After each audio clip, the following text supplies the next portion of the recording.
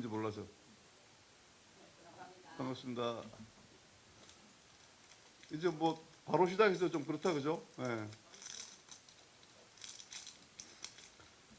오랜만에 뵙는 것 같습니다. 진짜 뭐 지난번에 100회 기념하고 오늘 101회가 됐네요. 새로운 100회 시작이라는 생각이 듭니다. 오늘 뭐 사선 의원이신 윤상현 의원을 모시고 오늘 아시아 포럼 제 101회 릴레이 정책 토론회 뭐 그럼 바로 시작하도록 하겠습니다. 어제 뭐 밤에 오셔가지고 우리 몇몇 우리 선배님들과 뭐 식사도 하고 하셨는데 오늘 이 자리 오시게 되는 어떤 뭐 좀 기조 한 말씀 이제 시작하시고 본격적인 토론 들어가도록 하겠습니다. 예.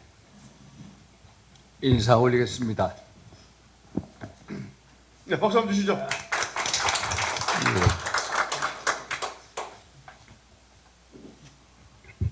우리 아시안 포럼 20일 이렇게 초청해 주셔서 감사의 말씀을 드립니다.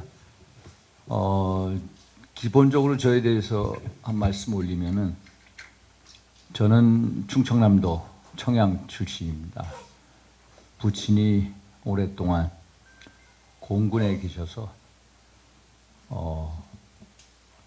참 어렸을 때 떠돌이 생활을 많이 했습니다. 어머님은 의성분이세요. 그래서 안개중학교, 안개초등학교, 경북여고 나오셨고 부친은 대종고등학교, 공군사관학교 6기시고 그래서 처음에 두 분이 신혼살림을 한 곳이 구미 공군기지, 레이더기지 거기서부터 시작하죠. 그래서 어렸을 때부터 너는 원래 처음 이렇게 수태를 한 곳이 구미다라는 말씀을 많이 듣고 자랐습니다. 그런데 학교는 뭐 평택으로 대전으로 또 서울로 해서 지역구는 이제 인천에 있습니다만 학연이나 혈연이나 지연 없이 저 윤상현의 정치적인 아이덴티티 홀로서기를 한번 해보자 해서 인천에서 정치를 시작하게 됐습니다. 과거 어렸을 때는 꿈이 축구 선수였고 중고등학교 때는 상대적으로 영어, 불어 이런 데 관심이 많아서 외교관이 될까. 그래서 대학교 3학년 때 외모고시를 잘 붙었다가 또 교수를 해야 되겠다 해서 석사, 박사 교수 생활 미국에 한 10년 가까이 있었습니다. 그래서 교수를 하려다가 이 서울대학교 국제대학원에 전임을 뽑는데 경제과를 나와서 국제정치, 국제대학원에 어플라이를 했는데 계속 1등으로 올라가는데 한 분이 계속 반대를 하시는 거예요. 꼭 공천과정하고 비슷하더라고요. 대학교 교수 임용 과정이. 야, 그래서 대학을 바꿔야 되겠다 라는 신념으로 정치에 뛰어들기 시작했습니다. 1997년도부터인가 서울대학에 나와 있었는데 당시 이해창 총재님의 외교안보 문제에 대해서 여러 이제 자문을 드리다가 2000년 16대 총선에 386 주자로 나가라 총재께서 그런 말씀이 있었습니다만 여러 가지 정책인 어포 때문에 공천 탈락을 참 많이 했습니다. 2000년대에도 탈락, 용산 동작을 또 2002년도 하남 88 재보궐선거에서도 1등으로 올랐는데 탈락. 그랬더니 당시 당 지도부 최병렬 대표 지도부에서 야 지역구를 하나 주겠다. 하나 골라라. 서울 광진이나 어디 여러 군데를 제시를 했는데 아 이왕이면은 전혀 연고 없는 데 가서 해보자. 당시 강지섭 대표께서 저보고 야 너 어머니 의성이고 내 고향 선배님이신데 대구 의성에서 한번 해보지 했는데 아이 저는요 부모님 그늘 있는 곳에서 안 하겠습니다. 저 자신의 아이덴티티 홀로서기를 한번 해보겠습니다. 해가지고 인천 전혀 생판 모르는데 단지 당시 2003년도에 노무현 전 대통령께서 인천을 뉴욕 같은 도시로 만들어 보겠다. 인천의 국회의원들, 정치인들, 시장들 보니까 야 정말로 국제적인 물을 먹은 사람이 없는 것 같아요. 그래서 그 가능성 내가 어느 지역 출신이 중요한 게 아니라 이 지역을 어떻게 발전시킬까? 내가 역량을 갖췄나? 상대적으로 내가 훨씬 더 잘할 수 있다는 신념을 가지고 2003년도에 맨 땅에 헤딩하듯 제 지역구에 들어갔습니다. 그래서 한 지금 20년 가까이 됐습니다. 그동안에 또 낙선도 한번 해보고 또 공천 탈락도 또 2번 해보고 제가 공천 탈락 총 공식적인 건 4번입니다. 낙선 한번 해보고 또 2016년도 공천 탈락 2020년 공천 탈락 그래서 무소속 전부 무소속으로 생활해서 돌아왔습니다. 그래서 작년 8월 달에 복당을 했고 또 올 초 2월 달에 지구당 위원장 복직이 됐고 그래서 지금 있다는 말씀드립니다. 사실 저는 지난 정부에서 지지난 정부죠. 박근혜 대통령의 친박 핵심이었다. 그래서 박근혜 대통령 탄핵 이후에 이 당권 정지 1년도 당해봤습니다. 당권 정지 1년. 또 지구당 위원장 박탈도 당해봤습니다.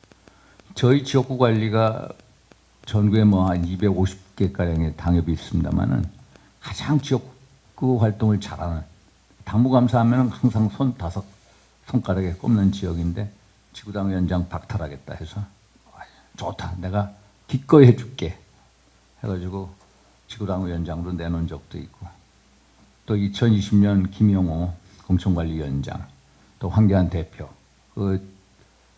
하여튼 그 2분이 또 공천 탈락 해서 다시 생활해서 왔고 그래서 지난 한 12년 동안은 18, 19, 20대 국회에 있을 때는 기본적으로 외교통일위원회 붙박이로 있었습니다. 그래서 외교통일위원장을 끝으로 나와서 지금의 21대 국회에서는 문화체육관광위원 또 정무위원회 활동을 하고 있다는 말씀을 드립니다. 저는 기본적으로 정치에 대해서 생각하는 것은 정치는 서비스다. 지역 주민이나 국민들한테 내가 먼저 다가서서 서비스를 제공함으로써 감동을 주는 거다. 또 정치는 출신 지역이나 이념이나 당보다는 진정성과 인간미로 하는 거다. 제가 가끔 특강 같은 거 하면은 예전에 최인호 선생의 소설 상도라고 있습니다. 상도 5권짜리. 지금은 3권으로 줄여졌던데 상도에 나오는 상업은 결국 인간이다. 상즉인이다. 하는데 제가 97년도가 8년대 그 책을 읽으면서 정치도 이런데 상도가 상즉인인 것 같이 정치자 길도자 정도도 정즉인이다. 이해관계 없는 정치가 없다고 하지만은 오히려 이해관계를 띄워놓고 탈정치와 비정치화 될 때 대한민국에 있어서 최고의 정치가 될 수가 있다. 정치에 대한 데피니션, 정의를 한번 새롭게 내려보자 라는 그 신념을 개인적으로 갖고 있습니다. 어느 정도 기초발전을 해야 됩니까? 적당히 하시면 됩니다. 제가 그래서 관심 있는 분야는 이제 특강 같은 거 하면은 인문학적 강의를 많이 하려고 합니다.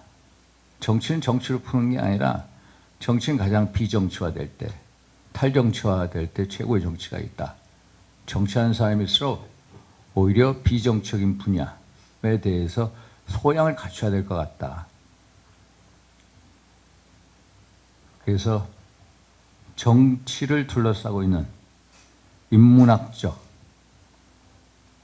또 여러 문화예술적 이런 소양이 크면 클수록 오히려 정책 사고의 근육을 더 튼튼히 할 수 있다.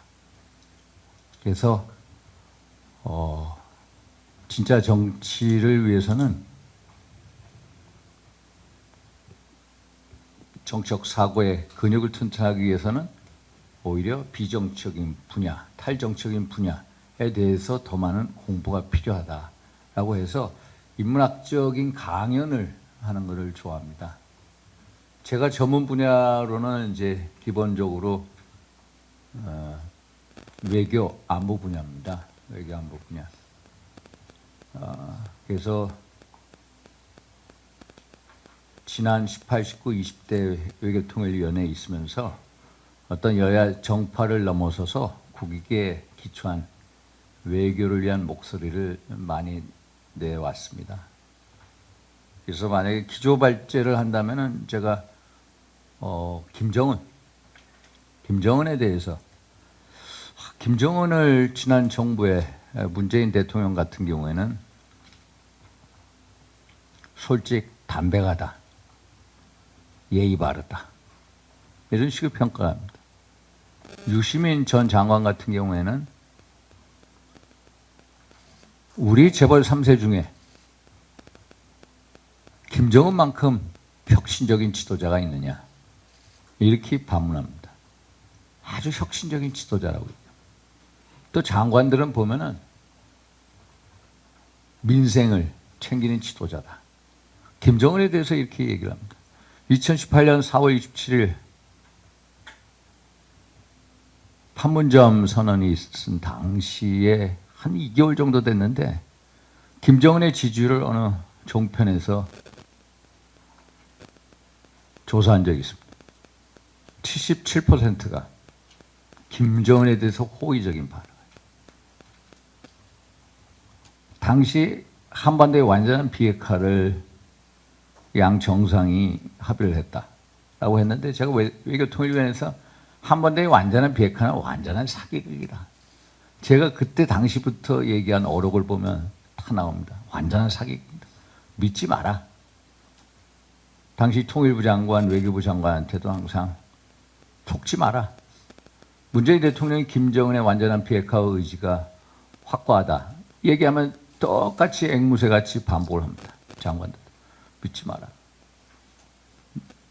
당신네들이 역사에 큰 죄를 지을 것이다. 결국 5, 6년이 지난 현실에서 보면은 한반도의 완전한 비핵화는 완전한 사기극이었다. 국제사회와 우리 국민에 대한 완전한 사기극이었고 지난 5년 동안 한반도의 완전한 비핵화가 아니라 완전한 핵무장화가 됐다. 핵무기의 숫자 한 3, 4여 기로 추정합니다. 2025년까지 100여 기로 늘어날 거라고 전부 예측을 합니다. 그래서 김정은을 보는 눈에서부터 엄청난 차이가 있다. 정말 김정은이 혁신적인 지도자고 애민의 지도자고 또 솔직히 담백한 지도자냐? 아니다. 정말 10만 명의 정치범 수용소를 가둔 또 최고의 인권 탄압국의 수장이다.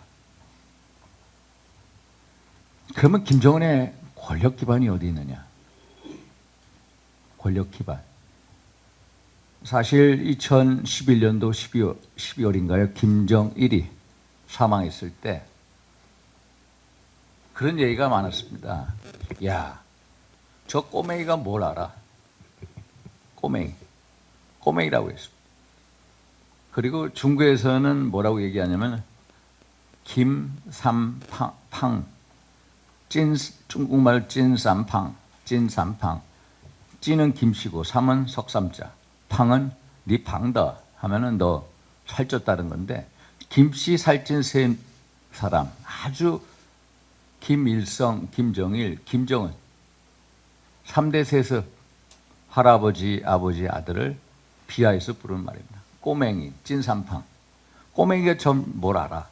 했는데 지난 2011년부터 한 12년이 지난 지금 정말로 김정은은 확고부동한 지도자가 돼 있고 정말로 명실상 사실상 핵 보유국의 지도자가 돼 있다. 그럼 지난 12년간 정말 어떻게 해서 저렇게 확고부동한 정치체제를 이룩할 수 있었던가? 저는 한 3가지로 봅니다. 첫째, 김일성 따라하기로 했다. 김일성 따라. 여러분 한번 김정은이를 한번 보십시오. 김정은이가 그 모습을 보면은 젊었을 때 김일성의 모습을 떠오르게 합니다. 이 머리 이 왼쪽에 이 머리를 탁 칩니다. 뚱뚱하죠. 또 까만 뿔테 안경, 또 뚱뚱하죠. 그리고 이 인민복 복장의 버튼식. 2011년 12년도에 제가 국회 정보위원회 간사를 했습니다. 그때 국정원에서 저희들한테 보고했습니다. 참 특이한 게 하나 있었어요. 김정은의 목소리의 80%가 김일성 할아버지를 닮았다는 겁니다. 김일성 할아버지. 목소리도 따라하는 겁니다. 걸음걸이도 따라하고. 심지어 2019년도인가? 2019년 2월 하노이를 열차를 타고 갑니다. 그런데 추우니까 외투를 입었어요. 모자를 썼어. 그 페도라라는 그 모자도 똑같습니다. 지 할아버지 쓰던 모자 스타일. 그리고 자기의 오른손을 외투 안쪽에 탁 넣습니다. 이것도 똑같습니다. 완전한 할아버지 따라하기에 연출을 한다. 소위 말해서 어머니 고용이가 째뽀라고 하는 제1교포 북성 무용수 출신. 그래서 백두 혈통에 뭔가를 내세워야 되는데 그거는 할아버지밖에 없다. 그래서 할아버지 김일성 따라하기를 통해서 급속도로 일종의 정치학적 용어로 미란다가 해서 그 감성에 호소하는, 보이지 않게 그걸 통해서 권력 기반을 확대해 왔다는 것. 또 하나는 제가 보기에 공포정신. 아시다시피 2013년도 12월인가 자기의 고모부를 두 가지 이유에 있어서 처형을 합니다. 양봉 의미를 했다. 양지에서는 봉, 떠받드는 척하고 음지에서는 위를 가했다. 두 번째 이유가 뭐냐면 건성박수를 쳤다. 박수를 열렬히 쳐야 되는데 건성박수를 쳤다. 그래가지고 자기의 고모부를 고사총으로 쏴 죽입니다. 그리고 2015년 4월인가에는 당시 현영철 인민무력부장, 소위 말해서 우리의 국방장관이에요. 국방부 장관을 또 두 가지 이유입니다. 첫째, 양봉 의미를 했다. 둘째, 공식 석상에서 졸았다. 공식 석상에서 조는 것도 처벌의 사유가 됩니다. 그래서 고사총으로 쏴 죽였습니다. 자기의 이복형 김정남이는 또 VX 가스로 독살했습니다.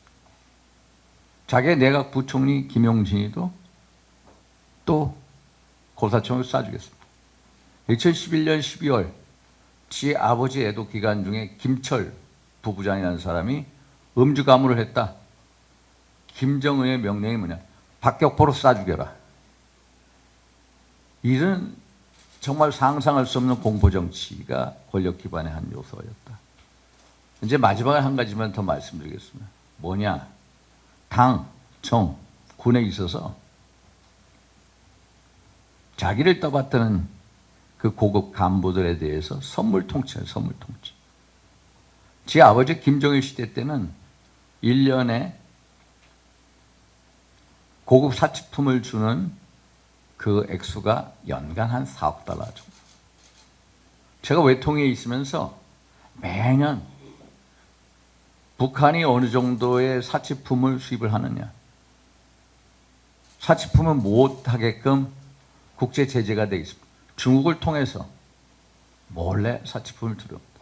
사치품 들어오면 고급 요트도 또 말도 벤츠도 좋은 차량, 외국 차량도 가져옵니다. 근데 차량이든 고급 술이든 와인이든 또 향수든 시계든 이런 거를 대거 수입을 해서 당군 정에 있는 핵심 요직에 있는 사람들한테 나눠주는 선물 통치를 한다. 그 액수가 제가 매년 팔로우를 해보니까 김정일 시대 때는 매년 한 4억 달러 정도였는데 김정은이 시대에 와서는 그게 또 6억 달러로 들어갑니다. 선물들 많이 줘야 권력 기반이 강화된다는 거예요. 그래서 요새는 코로나 상황이라 이게 훨씬 힘든 상황입니다만 코로나 이전에 연간 북한의 무역, 특히 이 수입액이 37억 불이면 거기에 한 6억 달러 이상이 사치품 수입을 한다. 그래서 그런 사치품을 줌으로써 어떤 권력 기반을 강화했다. 그래서 첫째, 김일성 따라. 둘째, 공포 정치.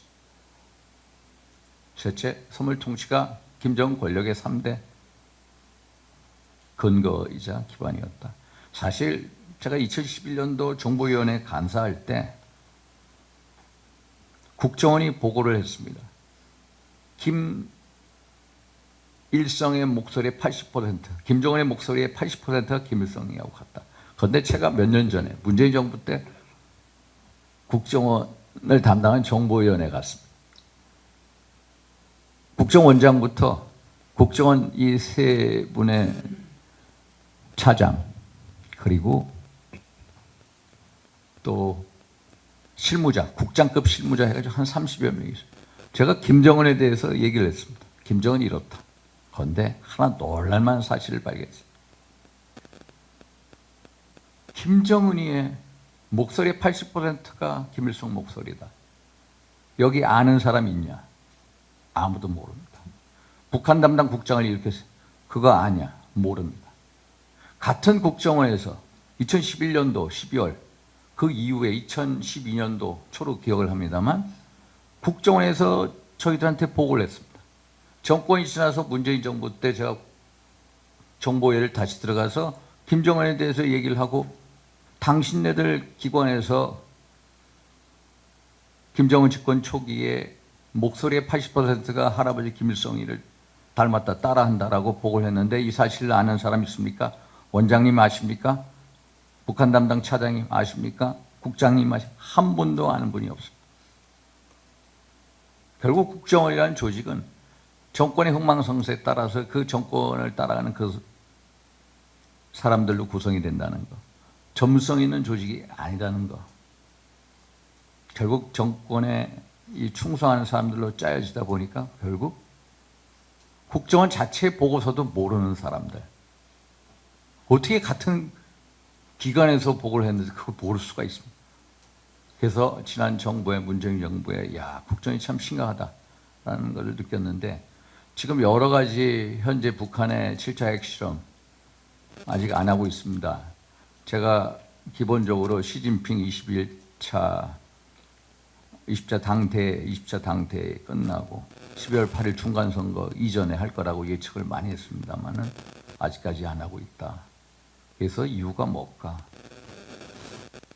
어떤 기술적인 문제가 있지 않나? 분명히 할 텐데 전부 다 벌써 3월달, 6월달로 핵시험 준비를 마쳤거든요. 미국에 대해서 어떤 시그널을 주기 위해서 핵실험을 하는데 11월 8일 이전에 반드시 될 거다라고 예측을 했는데 아직까지 안 이루어지고 있습니다.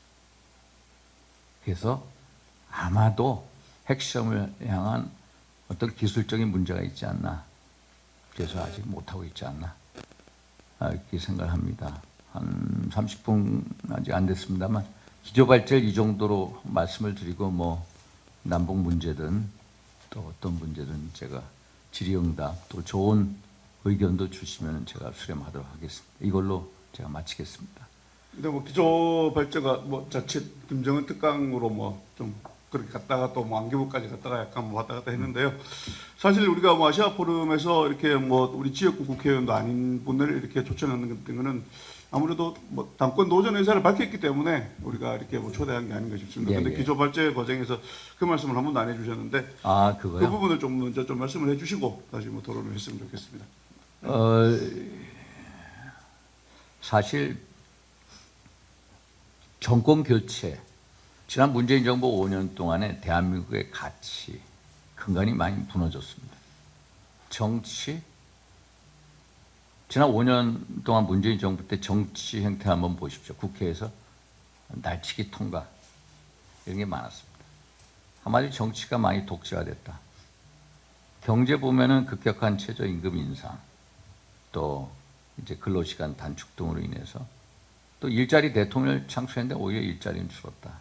그래서 세금 일자리를 많이 키웠다. 경제는 막 폭망할 정도로 망가졌다. 외교 안보 2018년 4월 27일 소위 말해서 판점선언 완전한 대사기극이었다. 안보 2018년 9.19 군사합의서 문제 많은 군사합의서. 그래서 여러 가지로 무너졌다. 그래서 우리가 정권교체 열망, 전부 정권교체를 열망했습니다.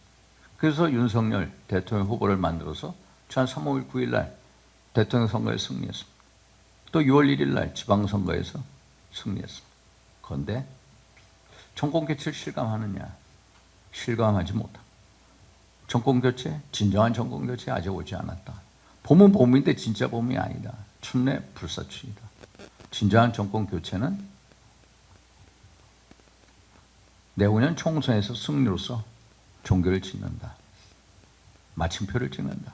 그런데 내후년 총선 우리가 승리할 수 있을까? 승리할 수 있을까? 우리 윤석열 정부로부터 민심이 떠나가고 있는 건 아닌가? 제 지역구는 정말로 대구 경북의 정서하고 많이 다릅니다. 저희 지역은 정말로 절박하고 절실합니다. 식당 들어가면은 바로바로 얘기합니다. 민심 떠나가고 있습니다. 그러면 내후년 총선에서 승리할 수 있을까? 이 조시대로 가면은 승리하기가 어렵다는 겁니다. 제가 그동안에 무소속에 오래 있고 복당에서 활동하고 참 최근에 선거법 그게 맞춰지면서 제가 활동하기 시작한 게 한 2개월 정도 됩니다. 박근혜 정부 때는 뭐 당정청 뒤에서 컨트롤 터 역할도 해보고 그러면서 그 당시에는 뭐 여러 가지로 뭐 핵심이다 뭐 이런 얘기를 들었습니다만 그동안에 어떻게 보면 정책 도명 상태에 있었다. 이제는 나서야 되겠다. 나서는 것은 왜? 진정한 정권 교체를 통해서 대한민국을 다시 세워야 되겠다. 대한민국의 가치와 근간이 많이 무너졌는데 다시 세워야 되는데 국회를 보면은 거대 야당 민당이 169석입니다. 우리 수도권 서울의 의석수가 48석입니다. 우리 국민의 의석수 8석. 강남, 서초, 송파, 용산 외에는 우리 지역의 텃밭 외에는 전부 못 이겼습니다. 경기도 의석수 59석입니다. 우리 국민의 의석수 딱 7석입니다. 심상정 정의당 1석이고 나머지 51개는 전부 다 민당입니다. 인천 13개 의석수입니다. 지난 총선에서 딱 한 사람 됐습니다. 국민의 공천, 텃밭 딱 하나. 전 무소속에서 왔습니다. 대전 8개 의석수에 우리 국민의힘 한 석도 없습니다.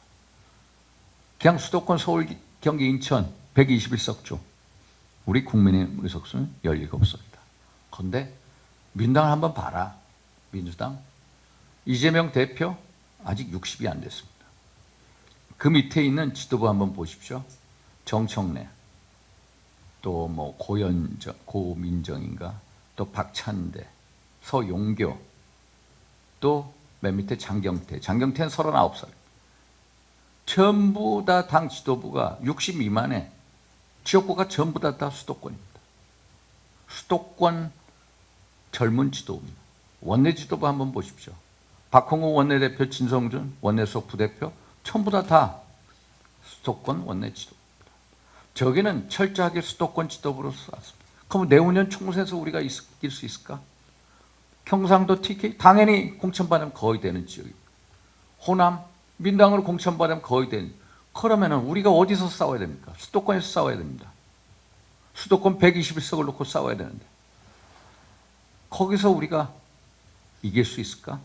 젊은 수도권 야당 당 원내 지도부를 상대로 싸워서 이길 수 있을까? 만약에 이재명 대표가 사법 처리된다면은 민주당은 혁신의 바람을 일으키고 또 수도권이 나옵니다. 그런데 우리 당 지도부 보십시오. 주호영 원내대표 이쪽 지역, 정진석 비대위원장 충청도입니다. 수도권 아무것도 없어요. 수도권 싸움을 해야 되는데 다음 총선의 핵심 관건은 수도권 대전입니다. 수도권 대전해야 되는데 수도권의 민심을 알고 수도권을 향한 전략과 정책과 메시지를 내야 되는데, 그러려면 수도권으로의 어떤 중도층이라든지 젊은 층으로의 외연 확장이 필요한데 이런 식으로 가면 될 수 있을까? 그럼 수도권을 아는 사람이 나서야 되는데, 수도권을 아는데 그래도 저는 수도권 선거를 알고 무속 살았는데, 심지어 수도권에서 공천을 받고 떨어진 사람들도 다 당 대표가 되겠다고. 그분들이 당 지도부에 있었을 때 어떤 행태를 보였는지 한번 보십시오. 정말 우리 당으로부터 민심을 멀어지게 했습니다. 사실 수도권 출신이라고 합니다. 저는 그 당시 지도부가 없어 한 번도 본무대에 안 올라갔습니다만, 내후년 총선 승리를 위해서 저의 어떤 열정과 가슴과 머리와 전략과 지혜를 던져야 되는데, 기본적으로 대한민국을 살리고 또 윤석열 정부의 성공을 위해서 누군가 나서야 되는데, 내가 그동안에 정적 동명 상태에 있었지만은 내가 나서면 누구보다도 수도권 선거의 견인차가 될 수가 있고 누구보다도 이기는 싸움을 한번 해볼 수 있다.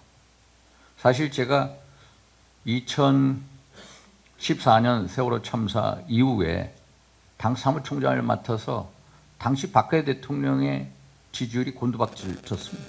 그래서 저보고 사무총장 맡아서 선거를 하라고 그랬어요. 6.4 지방선거에서 진짜 여러 가지 그 어떤 혁신 장려이라는 캐치프레이즈를 내걸고, 당시 이준석 2012년도 비대위원으로 영입한 이준석 전 당 대표를 혁신위원장을 내세워서 6.4 지방선거 서울, 경기, 인천 중에 경기, 인천을 우리가 탈환해 왔습니다. 그 이후에 이루어지는 730 재보궐 국회의원 재보궐 선거에서 15석에 대해서 제가 공천심사위원장 했습니다. 15석 중에 11개를 이겼습니다. 11개. 당시 청와대에서 오는 공천에 대한 어떤 요구도 제가 걷어찼습니다. 이기는 공천을 위해서. 그리고 제가 딱 11대 4로 이긴 다음에 그 다음날 사퇴했습니다. 단지 하나, 이기는 선거를 위해서. 그래서 당시에 의석수를 157석을 만들었습니다. 그래서 이런저런 어떤 선거, 전략 이런 거에 서 한번 나서야 되지 않겠냐. 그리고 사실 제가 윤석열이라는 대통령을 개인적으로 참 좋아합니다. 저는 가슴으로 정치하는 사람입니다. 제가 오랫동안 여의도 바닥에 있으면서 누가 가슴으로 정치하나 딱 찾은 사람이 바로 윤석열이었습니다. 가슴도 크고 통도 크고 스케일 딱 제가 바라던 사람이었고, 저하고 참 이게 잘 맞습니다. 그래서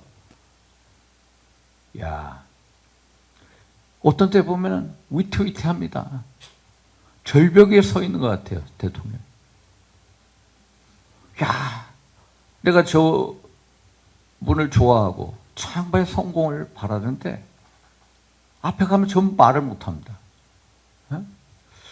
나라면은 저 양반하고 대화가 가능한데.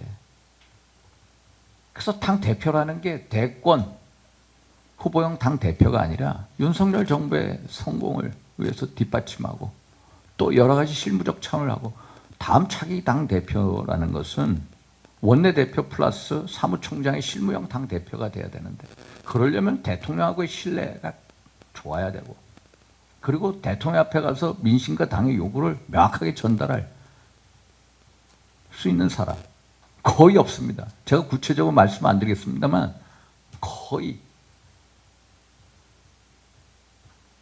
그게 없습니다. 그렇다고 수도권 선거 승리의 견인차가 되고 어떤 전략적 마인드와 이런 거를 해서 한번 던져보가 되겠다, 이런 되새김을 하고 있다, 이런 말씀을 드립니다. 그래서 당대표의 요건이 첫째, 대통령하고의 두터운 신뢰가 있어야 되고, 둘째, 대통령한테 민심의 요구, 당의 목소리를 과감하게 당당하게 전달해야 되는데 말을 못하는 경우가 많습니다.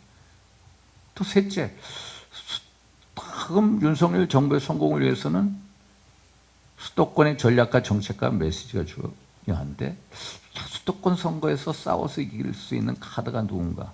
상대적으로 수도권에서 했던 분들 과거에 어떤 무대에서 했던 걸 보면 지금 떠 있는 하나의 인지도입니다. 인지도.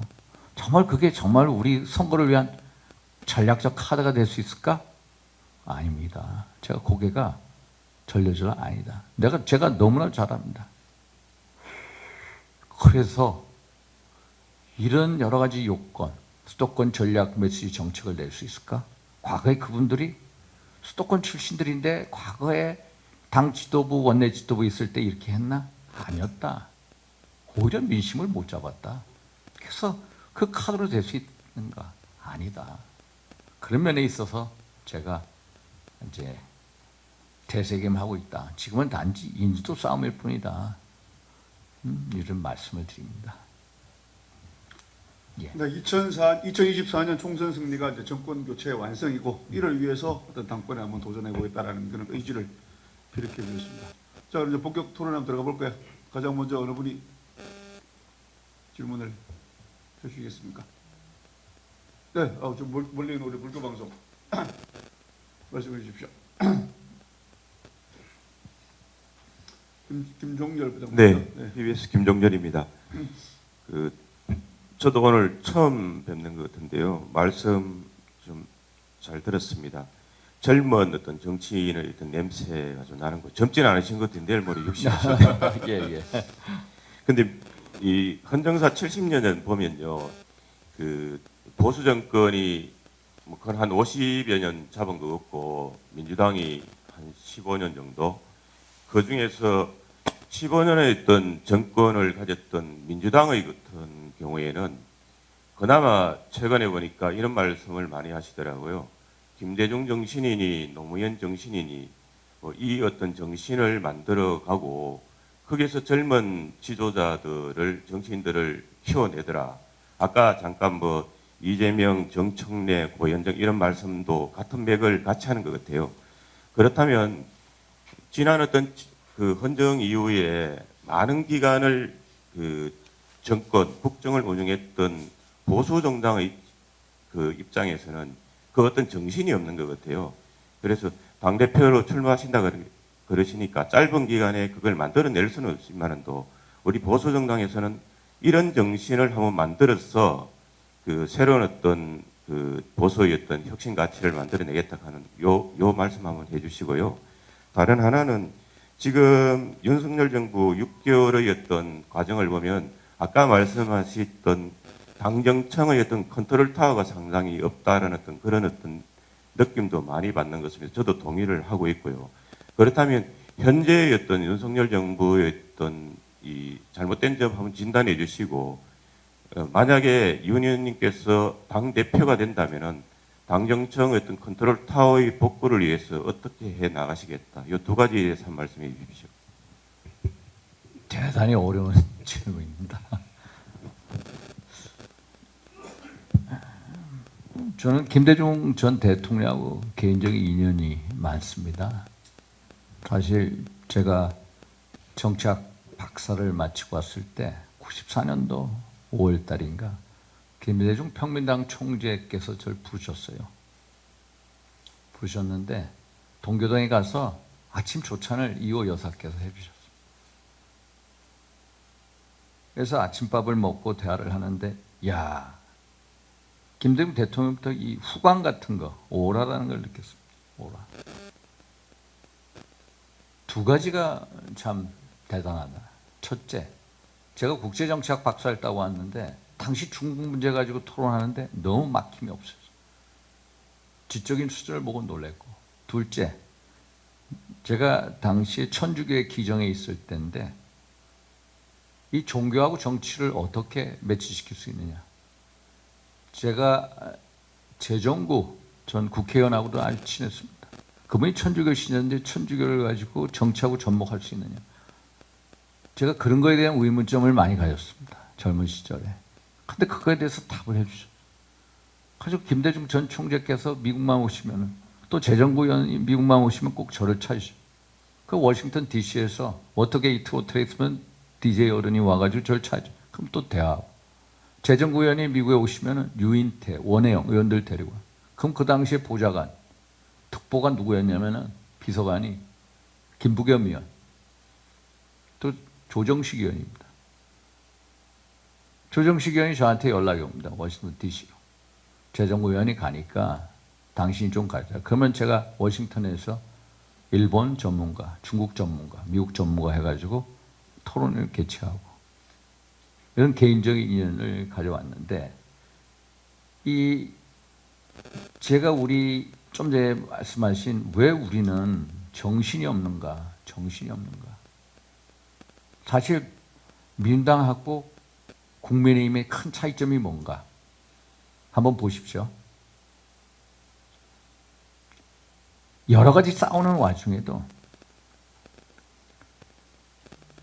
하나 안타까운 것은 민주당은 이념성이 강한 집단입니다. 이념성. 근데 우리는 이념성 자체도 떨어집니다. 이념성이 아니라 우리 당의 힘은 이익성입니다. 이익성. 그게 어떻게 나타내면은 조국 사태, 추미애 사태 봤을 때 저기는 뭐 김남국이든 뭐든 해가지고 엄청나게 말도 안 되는 짓에도 옹호를 합니다. 이념 집단이기 때문에 그렇습니다. 우리 어떤 사람이 잘못 삐걱하면은 너 빨리 탈당해. 같은 이념 집단으로서 스스로 어떤 우파에 대한 강한 이념을 가지고 보여주지 못한다는 것. 이익으로 뭉친 집단 같이 보입니다. 이게 가장 큰 차이점인데 우리 이 보수 정당의 가장 큰 문제는 이념성으로 똘똘 뭉친 집단이 아니라 이익으로 뭉쳐있는 집단이기 때문에 정치를 덧셈과 곱셈의 정치를 하는 게 아니라 뺄셈의 정치를 하는 거예요. 뺄셈의 정치. 너 문제 있어. 너 나가. 서울에서 대구까지 KTX를 타고 오는데 문제 생기는 사람은 탁 던집니다. 던져. 같이 갈지를 못해요. 뺄셈 정치가 너무나도 횡행합니다. 뺄셈 정치. 배제의 정치, 뺄셈의 정치. 박근혜 대통령 탄핵을 한번 보십시오. 박근혜 대통령 탄핵. 뺄셈 정치의 가장 대표적인 사례입니다. 이준석 당대표 먼저 보십시오. 뺄셈 정치 아닙니까? 뺄셈과 배제와 마이너스 정치. 보수 정당에 가장 필요한 게 기본적으로 우파에 대한 자유민주주의에 대한 정확한 이념, 좌표도 없습니다. 여의도 연구원 보십시오. 여의도 연구원이 당 대표의 전략물이 돼가지고 이 하나의 전리품이 돼가지고 그냥 떨어진 사람들, 선거에 낙선한 사람들의 자리 채우는 자리로 전락해 버렸습니다. 적어도 자유우파의 이 최대 정당이라면은 기본적으로 우리가 지향하는 이념적 좌표가 뭔지, 그래서 이념적 좌표를 찍어줄 수 있는 사람들 여의도 연구원장에 모셔서 국회의원들, 당원들한테 그런 것을 준비를 시켜야 되는데 그게 안 되는 집단이다.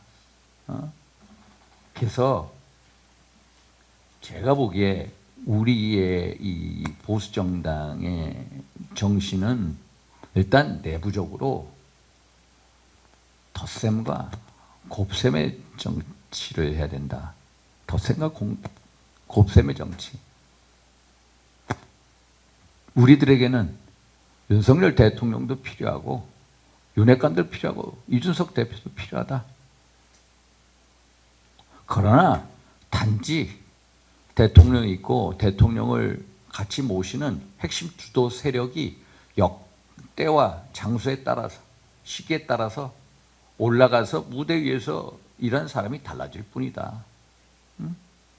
윤핵관들, 일기 윤핵관이 여러 실망했으면 새로운 사람이 올라가서 대통령을 놓고 일하고. 그러나 근본적으로 우리는 같이 간다는, 통합을 한다는, 덧셈 정치를 한다는, 곱셈 정치를 한다는 그런 신념이 있어야 우리가 내후년 총선도 이기고 이게 우리의 덧셈, 곱셈, 결국은 통합, 내적인 통합이 이룬 어떤 정신이 되지 않을까. 단기적으로는 그런 생각을 해봅니다. 두 번째, 컨트롤 타워가 없다. 컨트롤 타워 없습니다. 정말로 없습니다. 제가 박근혜 정부에서 2013년, 14년도 중반기까지 원내수석 부대표하고 사무총장을 했습니다. 사실 제가 갑자기 실세모가 된 게 뭐냐면은 내부적으로 당과 정부와 청와대를 조율하는 그 기능을 했습니다. 무슨 실력을 행사해서 핵심이 된 게 아니라 제가 당시 국회의원 한 5, 6년 차였는데 진짜 열정적으로 했습니다. 새벽에 보통 4, 5시에 국회 나옵니다. 9시에 제가 마이크를 잡고 얘기하기 전에 공부를 합니다. 공부. 일단 신문을 다 읽습니다. 그리고 메시지 정리를 하고 또 새벽에 청와대에 있는 사람들, 정부에 있는 사람들 전부 전화를 해서 어떤 메시지에 대해서 입장을 정리합니다. 저는 실무형의 그 역할을 했는데 당시 저는 총대를 맸습니다. 박근혜 대통령의 승리가 대한민국의 승리고 성공이다 라는 신념하에 총대를 맸습니다. 총대. 그런데 지금 총대 매는 사람이 없습니다. 총대 매는 사람이 없습니다. 컨트롤 타워? 당연히 없습니다. 정부에서 컨트롤 타워를 합니까? 아니면 용산에서 컨트롤 타워 합니까? 당에서 해야 됩니다. 당에서. 당에서 컨트롤 타워를 할 만한 사람? 역량과 준비된 거 가진 사람이 없습니다. 총대를 매지 않습니다. 내가 윤석열 대통령 선거에서 이런 딱 거머쥐고 이런 걸 하겠다라는 신념이나 열정이나 총대를 매는 총대 매는 사람이 아무도 없습니다. 그러니까 이런 식으로 흘러가고 있다. 제가 최근에 9월 그 중순 9월 17일, 18일인가 런던 엘리자베스 2세 여왕에 대한 조문. 그걸 조문 참사, 외교 참사라고 그러고 또 바이든 49초의 만남 등등. 그래서 제가 대통령하고 통화를 했습니다. 그때 대통령이 너무 야 상황은 이런 거다. 이런 거다. 그래서 제가 나서야 되겠다. 이거 외교 참사가 아니다. 조문 참사 아니다. 그래서 공부를 하는데 서로 이 관계 기관들한테 준비된 자료가 있냐? 없습니다. 없습니다. 준비된 자료가 없습니다. 가장 먼저 외교 참사인지 아닌지 대통령 수행하는 곳에서 그 사람들이 알고 그게 기관에서 정리가 돼 있는데 하나도 정리가 안 돼 있습니다. 제가 깜짝 놀랐어요. 제가 2013년도 일할 때는 관계기관에 청와대 얘기하면 다 자료를 받고 제가 그걸 가지고 앞에 나가서 마이크 잡고 얘기를 했고 또 일요일이면은 일요일의 남자라고 해가지고 무조건 오후 2시에는 제가 브리핑을 해요. 브리핑을 통해서 앞으로 일주일간에 흘러갈 국정의 흐름을 리드해 나가야 됩니다. 그리고 그거에 대해서 대표나 최고위원들한테 전화해서 일관되게 똑같은 메시지로 나가라. 딴 메시지 하지 마라. 설사 만약에 딴 사람의 메시지를 내면은 제가 전화를 합니다. 국회의원한테 야, 너 뭐 하는 거야? 한마디 세게 합니다. 그 다음에 그 사람을 불러가지고 둘이 술 한잔 하면서 야, 내가 이 일을 하다 보니까 미안하다. 좀 도와달라. 이런 식으로 해왔는데 여기는 준비된 게 아무도 없습니다. 총대 매는 사람도 없고 총대를 위해서 준비된 것도 없습니다. 정말로 내부적으로 보면은 허술하다. 허술하다. 응? 결국 무엇이 잘못됐냐? 총대 매는 사람. 윤석열 정부의 성공에서 총대 매는 사람도 없고 총대를 매기 위한 준비도 안 돼 있다. 참 좀 더 나아가서 이게 외교 참사냐? 제가 지금 기억하기로는 제 기억은 9월 18일 날 오후 3시 반 정도에 대통령 비행기가 전용기가 런던에 도착했습니다. 3시 이후에 도착하는 외국 정상 일행에 대해서는 왕실의 의정관이 나와서 엘리자베스 2세 여왕의 장례식을 끝난 다음에 조문록을 작성하라. 이렇게 했습니다. 그래서 그렇게 한 사람들이 EU, 폰덴 라이엔, EU 집행위원장, 그리스 대통령, 오스트리아 대통령, 이집트 총리, 이태리 총리, 모나코 국왕 다 그런 식으로 했습니다. 그런 나라에서 외교 첨사라고 하냐? 외교 첨사라고 안 그렇습니다.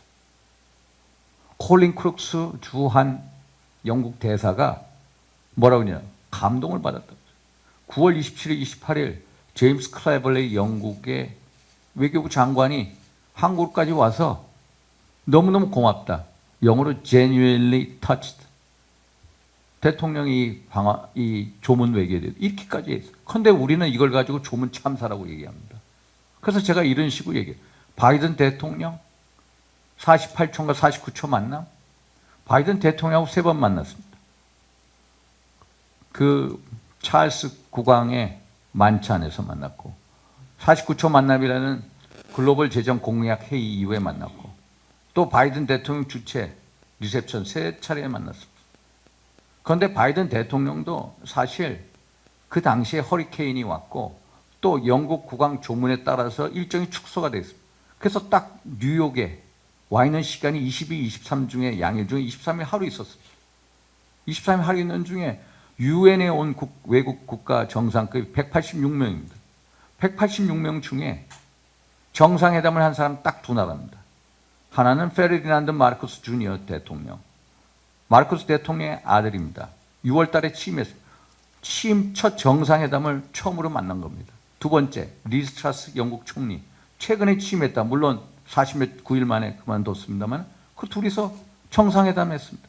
그러면 이런 식으로 만난 대통령, 바이든 대통령이 186개 국가 중에 정상회담을 한 나라는 딱 2나라였고 또 윤석열 대통령같이 짧게 만난 사람이 딱 3사람이 윤석열, 기시다 후미오 총리, 또 하나는 마크롱 대통령.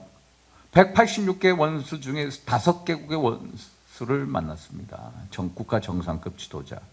근데 이런 거를 저 혼자서 공부해가지고 이게 아니다라고 방송에서 이거에 대한 준비가 하나도 안 돼 있더라. 그래서 얘기했습니다. 요번에 대통령 뉴욕 갔을 때 제가 알기로 한 10명가량의 소위 말해서 반도체, AI 이런 이 큰 기업들의 경영진하고 투자 설명을 했습니다. 당시 따온 액수가 11억 5천만 달러입니다. 역대 대통령 순방주에 가장 많은 액수의 투자 유치. 이런 거 홍보도 못합니다. 이걸 나서서 떠드는 사람도 없습니다. 그래서 나가서 제가 11억 5천만 달러 역대 대통령 순방주에 가장 많은 투자 유치를 해온 대통령 윤석열이다. 기시다 후미오한테 가가지고 굴욕 외교를 했다. 30분 동안 갔습니다. 찾아갔습니다. 왜? 우리가 한일 관계에 약세에 있으니까. 2018년 10월 강제징용 문제에 대해서 개인의 손해배상권을 청구하는 대법원의 결정이 있었습니다. 그래서 2019년 1월달, 5월달, 6월달 계속해서 일본이 우리한테 한일관계 기본조약 또 청권협정 등에 의해서 첫째, 외교적인 협의를 하자. 문재인 정부 안 해버렸습니다. 둘째, 중재위원회 구성하자. 안 해버렸습니다. 셋째, 3국을 통한 중재위원회 구성하자. 2019년 6월에 다 걷어차버렸습니다. 다 걷어찼습니다. 아예 대화조차 안 했습니다. 그러니까 2019년 7월 아베가 어떻게 했습니까? 반도체 핵심 3개 부품 소재에 대해서 수출 규제하지 않았습니까? 그러니까 우리가 계속 밀려있는, 그러다 마지막에 축창가를 부르다가 문재인 정부에서 어떻게 나왔느냐.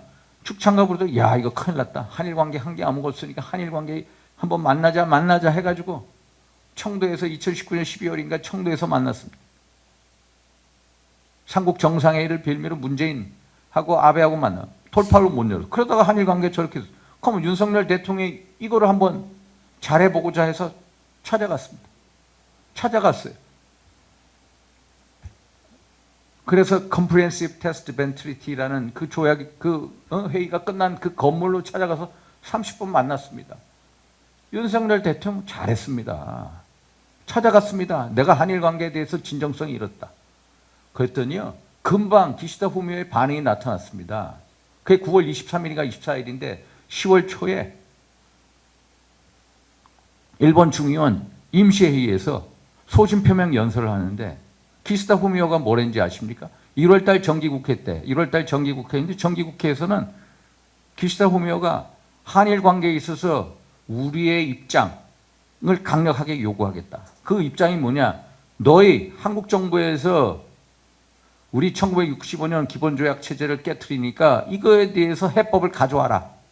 너희들 해법이 우선적으로 와야 우리가 관계 개선을 할지 말지 결정하겠다. 이런 입장을 강력하게 요구하겠다라고 1월 달에 얘기했던 기시다 후미오가 윤석열 대통령이 딱 찾아간 이후에 10월 초에 임시회의 소신표명 연설에서 어떻게 했냐.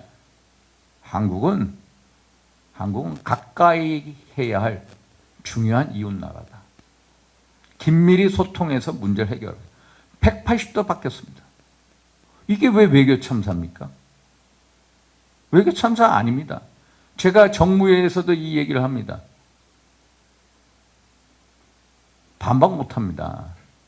그런데 이렇게 얘기하는 사람이 한 사람도 없습니다. 한 사람. 왜? 총대를 매는 사람이 없기 때문에. 또 총대를 매려고 준비한 사람이 없기 때문에. 각 기관에서도 이런 식의 준비를 안 하고 있다. 그러니까 혼자 애쓰는 대통령만 안 돼 보이는 겁니다. 그래서 컨트롤타워 문제? 컨트롤타워도 없는 게 솔직히 없고, 컨트롤타워에서 총대 매는 사람도 없고, 총대 맨 사람들이 어떻게 했습니까? 맨날 뭐 텔레그램 문자 해가지고 어떻게 됐습니까? 텔레그램 문자에서 그렇게 된 거고, 준비된 사람도 없고.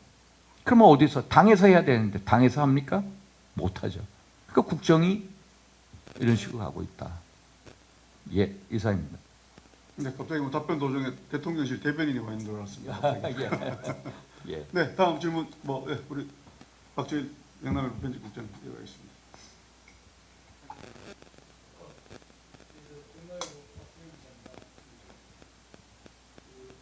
네, 마이크 왔습니다. 저 의원님 보니까 역시 그 기억력이 굉장히 좋으신 것 같아요. 이제. 말씀 중에 숫자를 상당히 많이 말씀하세요, 그죠? 예. 그 검증을 한번 해봐야 될 것 같아요. 아이고, 그거 다 맞는 얘기입니다.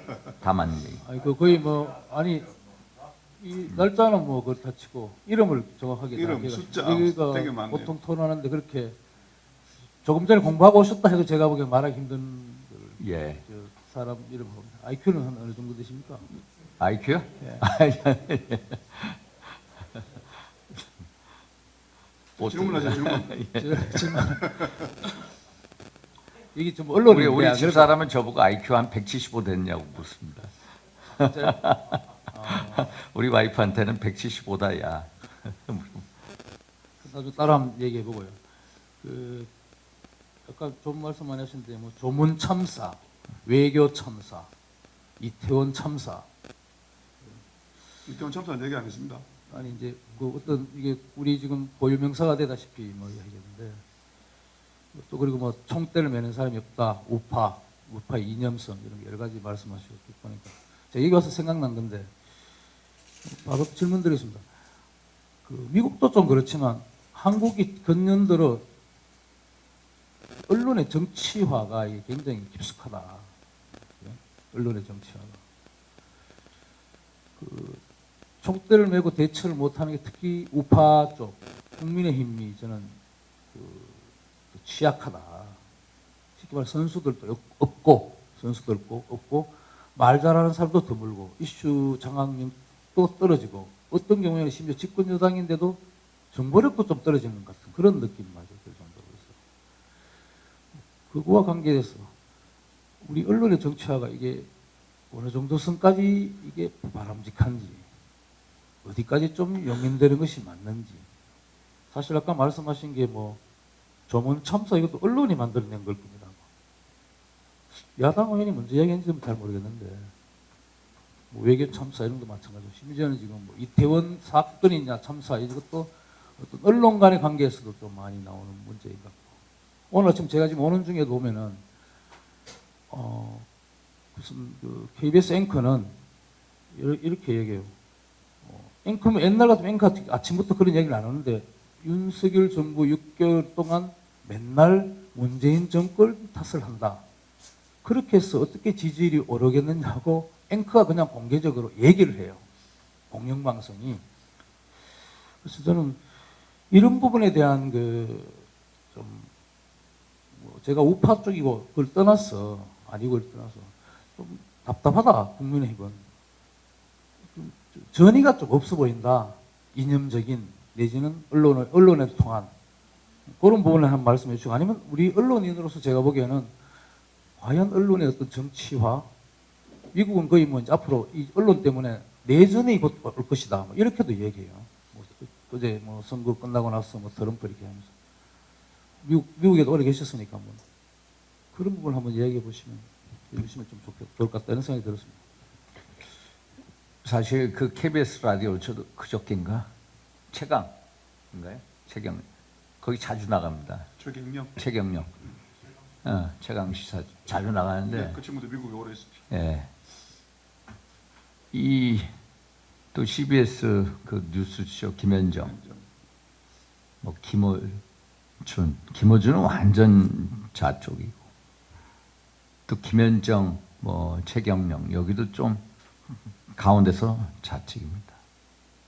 사실 언론의 정치와 언론인들의 정치와 이게 좀 심각합니다. 그러면 제가 탁 이렇게 받아치고 그러는데 저를 자주 부릅니다. 일주일에 한 번씩 요새 와서. 왜 부르냐? 왜 부를까 생각해 봤더니 저는 소신발언을 하기 때문에 부르십니다. 핵무장 하자? 핵무장 안 돼. 나도 핵무장 하고 싶지. 저도 핵무장 하고 싶습니다. 그 핵무장 안 돼. 현실적인 해법이 아닙니다. 합리적인 해법이 아닙니다. 얘기를 소신껏 합니다. 또 이상민 문제 제 얘기합니다. 자주 부릅니다. 근데 그 사람들이 질문하고 얘기하는 거 보면 완전히 이쪽입니다. 성향 자체가 왼쪽. 이게 그러니까 우리 쪽 색깔하고는 다른 색깔을 가진 건데, 사실 언론의 정치와 문제가 우리가 아주 심각합니다. 제 근원이 어떻게 되면 87년 60 항쟁 이후에 이 애국적 사회 진출론이라고 소위 말해서 80년대 운동권 세력들이 결정적 시기에 사회주의 혁명을 한다는 모토 아래 언론계, 정계, 노동계, 사법계, 그 사람들이 내세운 게 애국적 사회 진출론입니다. 그래서 89년도에 전교조를 만들었고요. 또 95년도에 민노총을 탄생시킵니다. 민노총 사실 KBS, MBC 보도, MBC 뉴스 데스크 껐덕하면은 조작합니다. 제 문제에 있어서 MBC 그 PD 수첩이 엄청 조작을 했습니다. KBS 9시 뉴스 저 문제, 개인적인 문제에서 조작 방송입니다. 왜 이렇게 됐냐?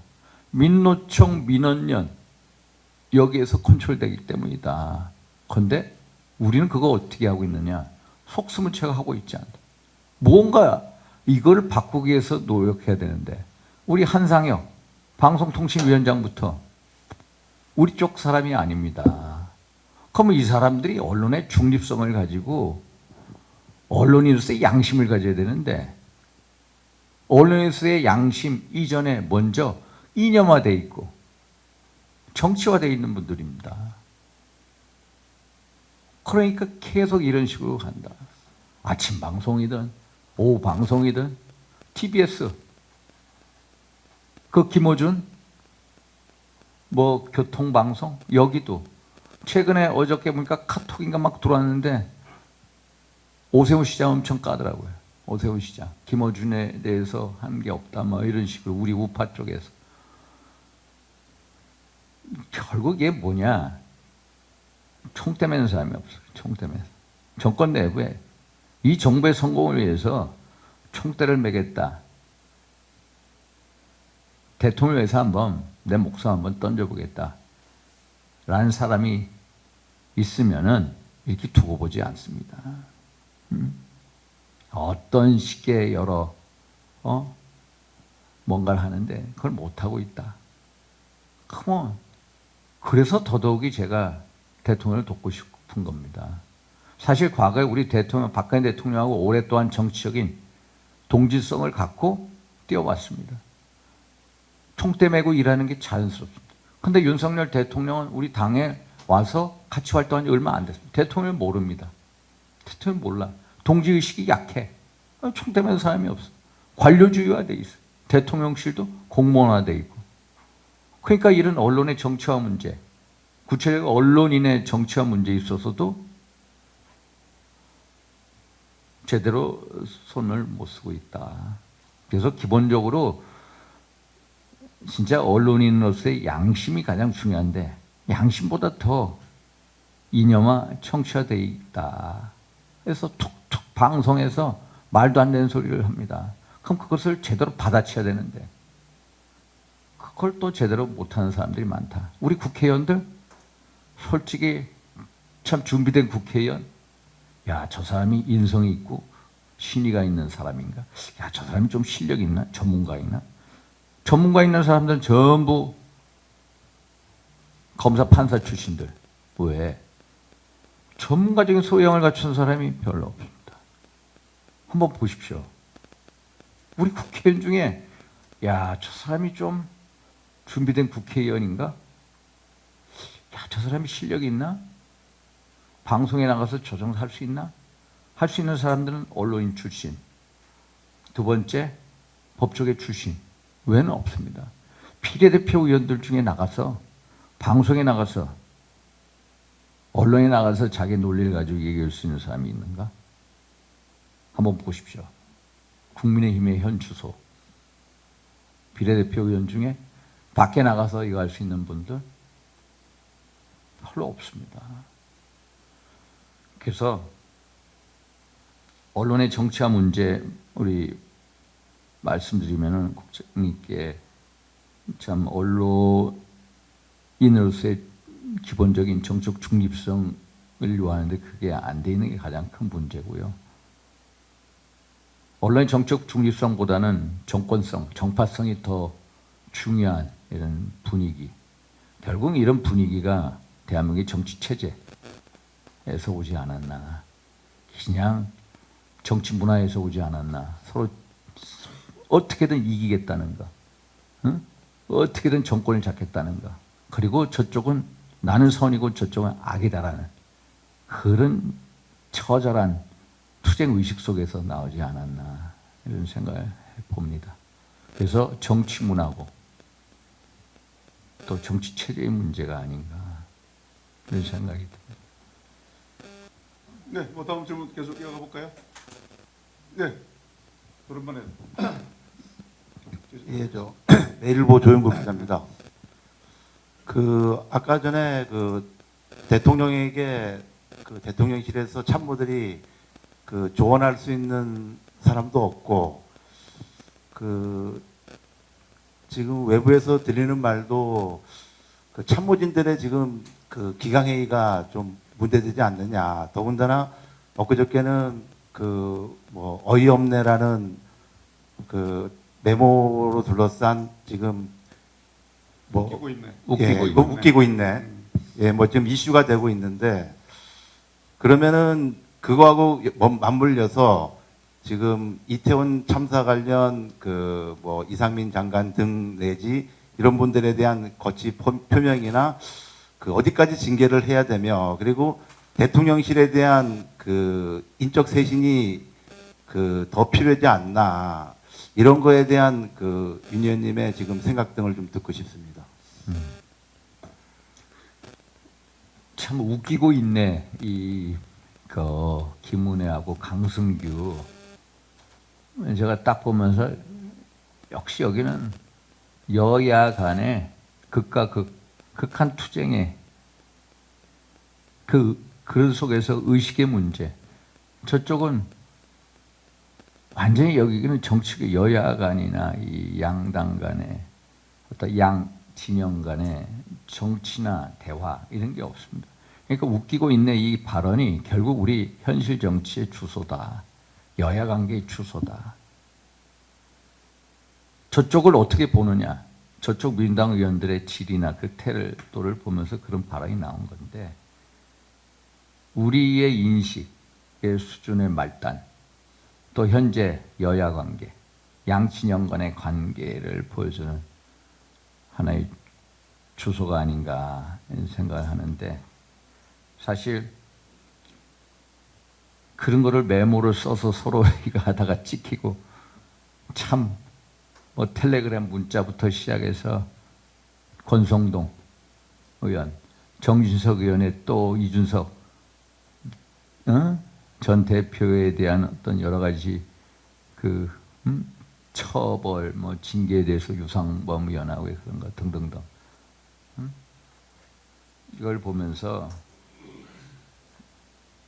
이게 결국 극과 극, 같은 당내에서도 서로 이제 이런 모습을 보여주는데, 이 질문이 이제 거취 표명과 인적 쇄신의 문제인데, 사실 며칠 전에 그 행안위의 그 이태원 참사에 대한 긴급 현안 질의가 있지 않았습니까? 국민에 대한 안전은 정부의 무한 책임이라고 누가 얘기를 했습니까? 무한 책임이라고. 장관이 얘기했습니다. 장관이 얘기했어요.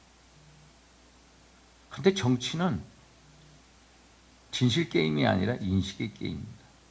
정치는 법의 게임이 아니라 정치 게임입니다. 대통령께서 막연하게 책임을 묻지 않겠다라고 하신 말씀을 보면서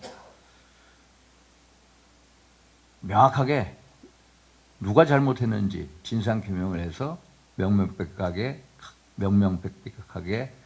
진상을 규명한 이후에 이제 처벌 수위를 정하겠다는 식으로 보이는데, 사실 국민적인 정서 등을 볼 때 또 대통령의, 아니 우리 장관의 발언, 무한 책임을 진다 했을 때 그 무한 책임, 법적 책임을 얘기하는 거냐, 행위 책임을 얘기하는 거냐, 그건 아니지 않습니까? 장관이 국민 안전에 대한 무한 책임을 진다, 이 얘기는 법적 행위 책임을 얘기하는 게 아니라 정책 책임을 얘기하는 거 아닙니까? 그러면은 이 문제는 정책 책임을 요하는 정책 임명의 자리에 장관이 있다면은 이게 국민의 어떤 여론 등을 살펴서 현재 여론이 어떤 정도에 있느냐, 국민 여론이. 해밀턴 호텔 옆에 그게요, 3.2m 폭에 40m 길이에 경도 10도라고 나옵니다. 경사가 10도. 여기서 156명이 압사당했습니다. 이거 누가 책임을 져야 됩니까? 주최자가 없으니까 누구도 책임 안 진다? 누가 책임을 져야 됩니까? 당신이 크라우드 매니지먼트를 누군가 해야죠. 그걸 누가 해야 됩니까? 공적 기관들이 나와서, 구청 관계자나 경찰 관계자 나와서 할 수밖에 없습니다. 우리가 2014년 4월 26일 세월호 참사 이후에 안전한 대한민국 만든다고 했습니다. 안전한 대한민국 만들었습니까? 못 만들었습니다. 지난 문재인 정부 때도 얼마나 많은 참사가 있었습니까? 뭐 이천 물류센터에서 40몇 명 죽고, 그렇죠? 어디 캠핑 가서 또 몇십 명 죽고. 그러면은 지금 156명의 젊은 이들이 압살을 당했다? 결국 정부 책임을, 무한 책임을 진다고 얘기했다? 그럼 국민 눈높이가 어디에 있느냐? 어디에 있느냐? 저는 국민 눈높이가 높다라고 봅니다. 국민 눈높이가 높다.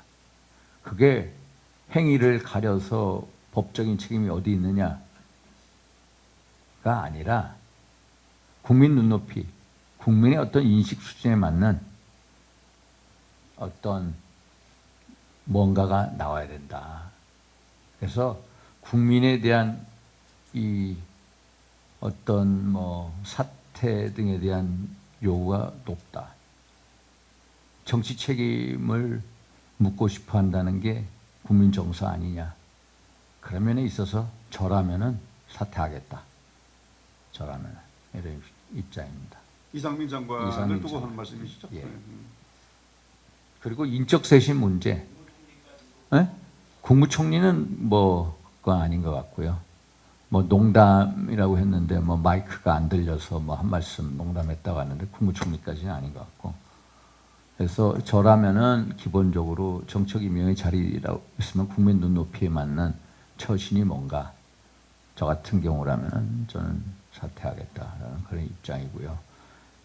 인적 쇄신이라는 것은 뭐 대통령의 인사권에 관한 문제입니다만 사실 국정이 제대로 잘 돌아가고 있느냐, 정말로 대통령의 어젠다가 어떤 야당이나 국민들에게 잘 맥히고 있느냐, 그건 아닌 것 같거든요. 그러면은 어떤 인적 쇄신, 지난번에 그 대통령실에서 여러 이제 뭐 그 한 60명의 비서관급 이하에 대해서 쇄신이 있었습니다만 당에서는 인적 쇄신을 요구하는 목소리가 이제 여러 군데서 나온다. 당 차원에서 그런 말씀을 드립니다. 네, 이상민 장관, 나라면 사퇴하는 게 맞다라고 말씀해 주셨고 인적 쇄신 뭐 필요하다는 의미로 들리는 것 같습니다. 뭐 다음 계속 한국 오경묵. 예. 저는 그 지역 그 현안 하나 질문드리겠습니다. 인천은 그 지방이면서도 수도권이고 대구 경북은 이제 지방인데 지금 대구 경북의 좀 현안 중에 하나가 대구 경북 통합신공항 특별법입니다. 대구에 있는 공항을 경북 군위의성으로 옮기면서 이제 좀 국제공항으로 좀 키우고 공항도 이제 소음 피해가 많아서 옮기는 건데 지금 대구시장 그러니까 국회의원 5선하고 단체장 3선이죠. 그다음 이제 경북은 국회의원 3선하고 단체장 재선한 분들이 하나같이 국제 제대로 된 국제공항이 없어서 지방이 너무 지금 쇠락하고 있다. 그래서 통합신공항을 추진하는데 이게 이제 기부대 양료로 처음에 추진하다 보니까 이 어마어마한 군공항을 지어주는 일을 지금 지방자치단체에 이제 알아서 해야 되는 그런 상황입니다. 군사시설 지어주고 부적지 가지고 이제 그 비용을 만들어야 되는데 혹시 그 윤 의원님 이 관계는 잘 알고 계십니까? 뭐 조금 지난번에 주호영 의원이 이 공항에 대한 특별법에서 저도 서명을 했습니다. 제가 알기로 한 68명인가 서명을 했고요. 제가 알기로 한 10조 원 들어가지 않습니까? 그런데 공항의 필요성에 대해서 어떤 거냐? 이 사실 부산 가덕도 공항도 이제 저희가 가덕도 공항 같은 경우는 뭐 예타 이것도 없이 일사천리로 해가지고 법을 만들어서 거기 한 28조 들어가는 걸로 알고 있고요. 그런데 공항의 필요성에 대해서는 제가 공감합니다. 그래서 질문이 예. 그래서 지금 가덕도 같은 경우는 그 대구 경북 통합신공항보다 좀 늦었지만 오히려 특별법은 빨리 통과가 됐습니다. 예. 그래서 이거 이제 우리 지금 지역에서는 가장 큰 현안으로 올해 안에 특별법을 꼭 통과를 시켜서 이걸 추진하려고 하는데 그 지금 세상이 그 의원님도 오늘 쭉 말씀하셨지만 극과 극이 이제 대한민국 사회가 극과 극으로 좀 나눠지는 사회고 평균이 없어지는 평균의 종말의 시대다. 평균이 없어요. 그냥 극과 극만 있고 그런 저건데 지금 대구 경북이나 이쪽 그 중청 이남권의 지방은 굉장히 좀 그 수도권하고의 극과 극 빈부 격차 뭐 이런 걸 생각을 많이 하고 있고 인천공항도 보면 그 우리 홍준표 시장하고 다 그렇게 주장하는데 우리나라 물리의 99%, 98%가 다 이쪽에 집중돼 있다. 그래서 이제 국가 균형 발전이나 대한민국 산업 재배치를 위해서는 좀 분산을 시켜야 된다. 그런 얘기가 많습니다. 제 개인적인 경험 하나 말씀드리면 인천에 계신 분들이나 아니면 수도권에 계신 분들이 이걸 이해할지 모르겠는데 중국에 수학여행 가는 학생들이 한 학교에서 수학여행을 가면 비행기가 다 안 나오기 때문에 우리나라는 4개 공항을 나눠서 갑니다. 근데 중국 1시간 반 그 여행하는데 일부는 대구공항에서 가고 일부는 김해공항에서 가고 일부는 인천공항 가서 중국 비행기를 타는데 1시간 반 여행하려고 우리가 대구에서 인천까지 6시간을 가야 돼요. 그래서 학부모들이 12시에, 밤 12시에 버스 타고 이제 애들 올라가니까 사고 날까 봐 걱정이 되고 이런 여러 가지 어려움이 있습니다. 그래서 저는 그 국민의힘이 싸울 때는 잘 싸워야 되지만은 우리 지역 현안 문제 이런 문제들도 좀 이상한 관심을 갖고 좀 봐야 된다 그런 생각을 갖고 있습니다. 특히 인천 공항을 갖고 계신 인천의 국회의원으로서 이런 부분에 대해서 국민의힘뿐만 아니라 민주당 의원들까지 설득을 해서 가덕도 공항처럼 특별법을 좀 통과시키는데 좀 절박함 이런 것들이 국민의힘에서는 좀 잘 안 보이는 것 같다는 좀 생각을 많이 하고 있어요. 그래서 뭐 그런 부분에 대해서 평소에 얼마나 생각하셨는지 대구경북 특별법 얼마나 예. 좀 지원하실 건지 예, 여쭙고 싶습니다. 말씀드리. 제가 그 특별법 서명을 저도 했습니다. 조영 의원께서 대표 발의해서. 사실 공항이 중요합니다. 제가 인천공항 결국 물류 어떤 산업 발전의 중심 센터가 있어야 되는데 그게 바로 공항입니다. 그런데 지금 제가 알기로 구미에서 어떤 수출을 한다? 연간 인천으로 다 인천공항으로 보냅니다. 그 물량이 3만 톤이 넘습니다. 또 구미 전자단지에서 그 생산된 제품이 흔들리면 안 됩니다. 이 첨단 제품이. 그럼 그걸 해서 움직이지 않게끔, 흔들리지 않게끔 해서 포장해서 가는 그 물류 비용이 만만치 않습니다. 예, 무진동. 그러면 어떻게 되느냐? 공항이 있어야 되는 게 절대 이 지역 균형 발전과 산업 발전을 위해서 절대 필요한 조건이다. 그래서 공항이 필요합니다. 공항 중심으로 물류가 모이고 인재가 모이고 그리고 특화 산업이 형성이 되고 그래서 뭐 최첨단 뭐 대구로 얘기하면 로봇이라든지 자동차든지 최첨단으로 가고 뭐 포항 같은 데는 예를 들어서 바이오가 가고 또 대구에다 의료 쪽 뭐 제가 알기로는 안동에는 뭐 백신 뭐 이런 식으로 특화해서 제4차 산업혁명을 준비하는 데 있어 공항이 필요하다. 균형 발전, 새로운 4차 산업을 위한 전긴 기조로서의 역할이 공항이다. 그래서 공항이 빨리 들어서야 된다. 지금 군위하고 의성하고 지난번이니까 제 어머니 고향이 의성이기 때문에 거기 있는 도의원분이 군위 도의원분이 박창석 의원 저한테 말씀 주시더라고요. 그 군수님하고 그래서 빨리 이 군위가 대구시에 편입해야 된다고. 그런데 어느 국회의원이 또 그걸 반대하고 있다고. 그래서 제가 즉석에서 행안위원장한테 전화를 드렸습니다. 이채익 의원한테. 그래서 원래 이철우 지사가 말씀하신 대로 가야 된다. 그게 주민들의 바람이다 하고 전했는데 공항이 어떤 물류, 인적, 첨단 산업, 유치, 발전을 위해서 절대 필요한 조건이다. 이런 생각을 합니다. 예. 예, 다음으로 김용태 부장 계속 이어가겠습니다. 예. 예, 경북메일의 김영태 기자입니다. 각종 이해관계 설명을 많이 해주셨는데요. 저희들이 가끔씩 판단할 때도 보면 저희들은 좌파나 우파 정당이 사실은 없다고 저는 생각을 합니다. 그러다 보니까 이념에 대한 선명성 논쟁 때문에 이 정도까지 오지 않았나 싶은데 여야의 극한 대립을 막을 수 있는 방법 중에 하나가 최근에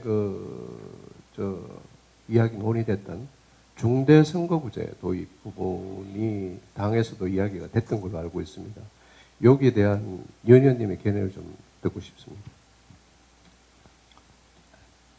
이게 여야 간의 극한 대립은 우리의 정치 문화, 정치 제도 때문에 기인합니다.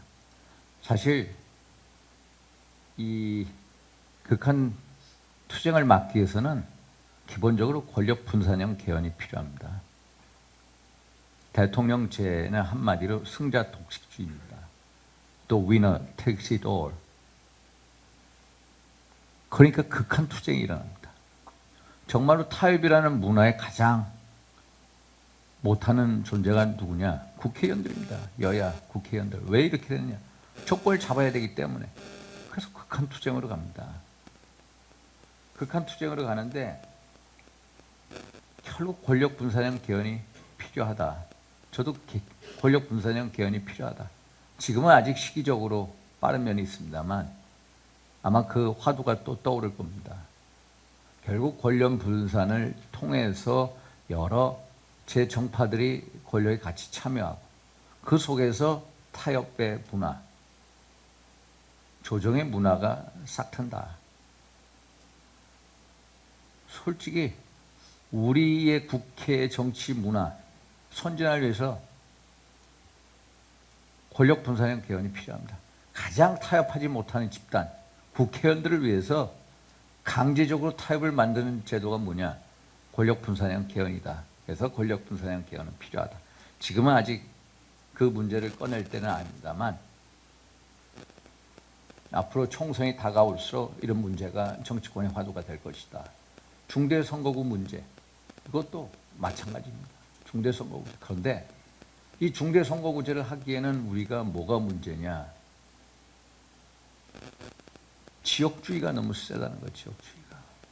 지역주의. 중대선거구제를 한다? 호남에 가서 중대선거구제를 한다? 그러면 거기서 국민의힘 이름으로 중대선거구제 한다 해서 당선될 수 있겠느냐? 네? 당선될 수 있겠느냐? 한 지역구에 뭐 3명을 뽑는다? 3명 뽑는다 해서 우리 국민의힘이 의석수를 가져오겠느냐? 이런 현실적인 고려를 하게 될 거라는 거. 중대선거구제의 방향으로 가는 게 맞습니다. 그러나 내후년 총선을 위해서 중대선거구제가 도입이 될 거냐? 일단 과반 의석수를 넘기 위해서 여야가 머리를 짜낼 텐데 일단 과반 승리가 최고의 목표가 될 텐데 중대선거구제 도입을 하겠느냐? 현실적으로는 어렵지 않겠느냐 판단입니다. 물론 그런 방향으로 가야 됩니다. 그러나 현실적으로 어렵지 않겠나 이런 생각을 합니다. 이제 권력 분산형 개헌이라고 말씀하신 거는 대통령제를 바꿔야 된다는 그런 말씀으로 이해되나요? 그러니까 이게 우리가 내각제를 했습니다만 우리 왕조적인 전통을 보건대 내각제가 맞느냐? 사실 내각제가 잘 작동되는 나라가 어디입니까? 영국이나 일본입니다. 영국이라는 그 국왕이라는 정치적 통합의 상징체가 있습니다. 일본도 이 천황이라는 일본식으로 일본 왕의 어떤 정치적 통합의 상징체가 있습니다. 내각제가 잘 되는 나라는 어떤 나라냐? 정치적 통합의 상징체가 있어야 내각제가 잘 되는데 과거 우리가 내각제를 했을 때 잘 작동이 됐느냐? 장면 정권 제대로 안 됐습니다. 그래서 내각제가 우리 같은 정치 문화에서 내각제를 위해서 이걸 해야 되는데 어떻게 되느냐? 껐떡하면은 정쟁 불안 이유로 상대 정파가 내가 불신임을 때릴 거 아니냐. 그래서 내각이 들어선 다음에 내각 불신임을 할 수 있는 권력 그 기간을 정할 수밖에 없다. 법적으로.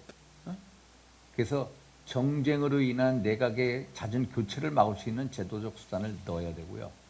또 우리는 아시다시피 왕조적인 전통이 있기 때문에 대통령제를 또 같이 할 수도 있다. 대통령제를 섞어서 이원 집정제를 할 수 있다. 등등 이런 여러 가지 이제 논의를 해볼 수가 있습니다. 그래서 이원 집정부제를 반대하는 사람은 외교 국방은 대통령이 하고 내치는 수상이 한다. 이게 쉽겠냐 현실적으로 여러 가지 반론도 합니다만 중요한 것은 우리 정치 문화의 선진화, 여야 간의 극한 투쟁, 정쟁의 문화를 바꾸기 위해서는 권력 분산형 개헌이 필요하다라는 기본적인 대전제 하에 그걸 어떻게 바꿀 거냐라는 것은 정치권의 논의를 통해서 이루어져야 한다 이런 말씀입니다. 네, 이제 뭐 한두 번 질문 받고 뭐 토론을 끝내도록 정리하도록 하겠습니다. 예, 다음 질문. 네.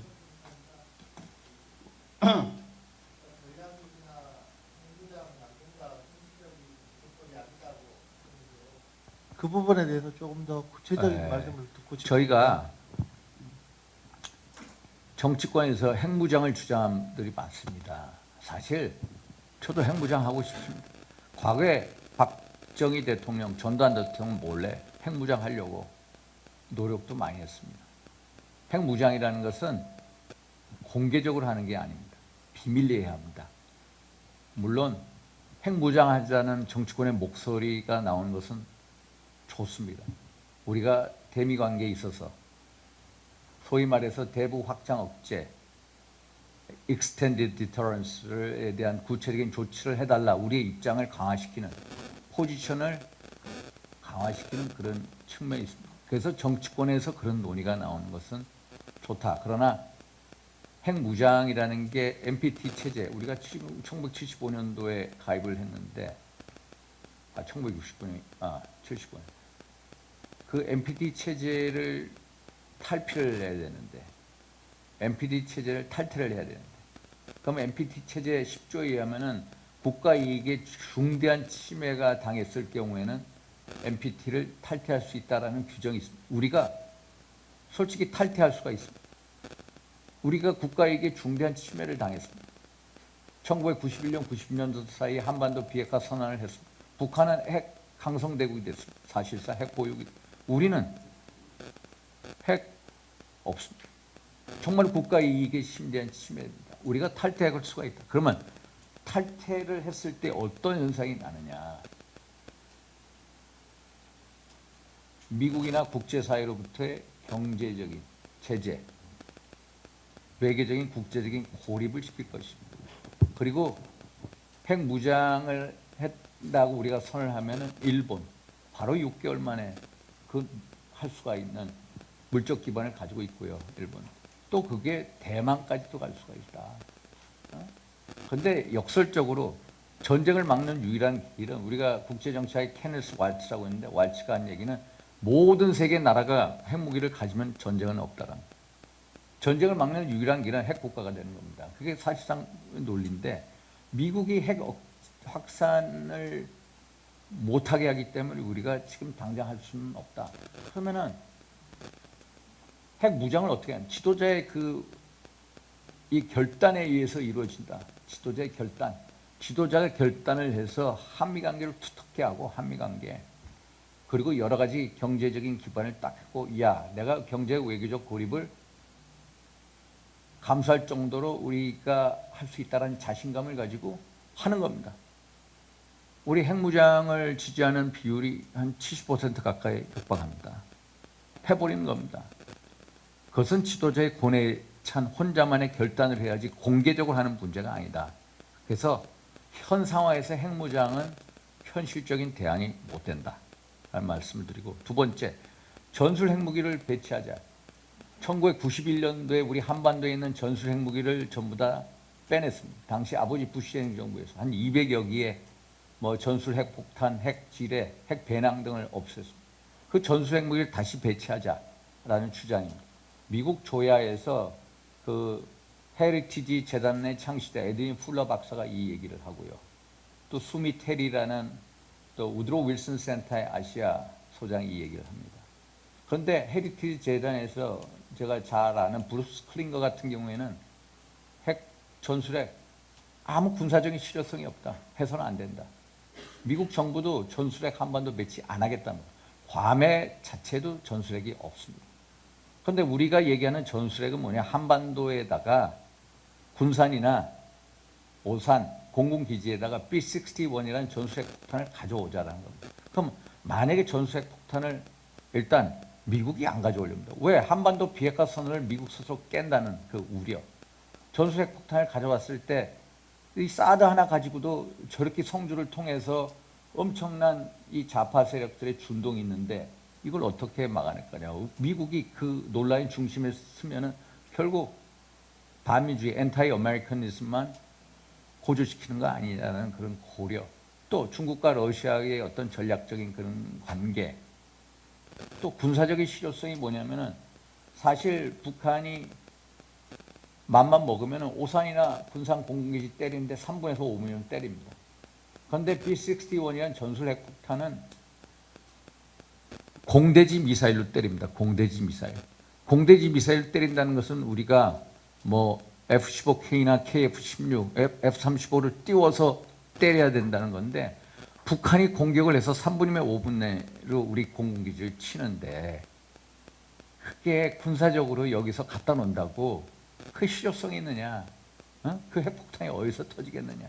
뜨기 전에 박수 뜨기 전에 맞습니다. 그죠? 군사적인 실효성이 없다라고 이제 미국의 전문가들이 얘기를 합니다. 그러나 이걸 갖다 놓게 되면은 소위 말해서 일단 미국의 확장 억제를 위한 이 미국의 그 어떤 의지를 보여주고 소위 말해서 그게 우리 쪽에서 터질 만큼 미국이 그 정도로 우리에 대해서 심리적인 안정을 준다는 거예요.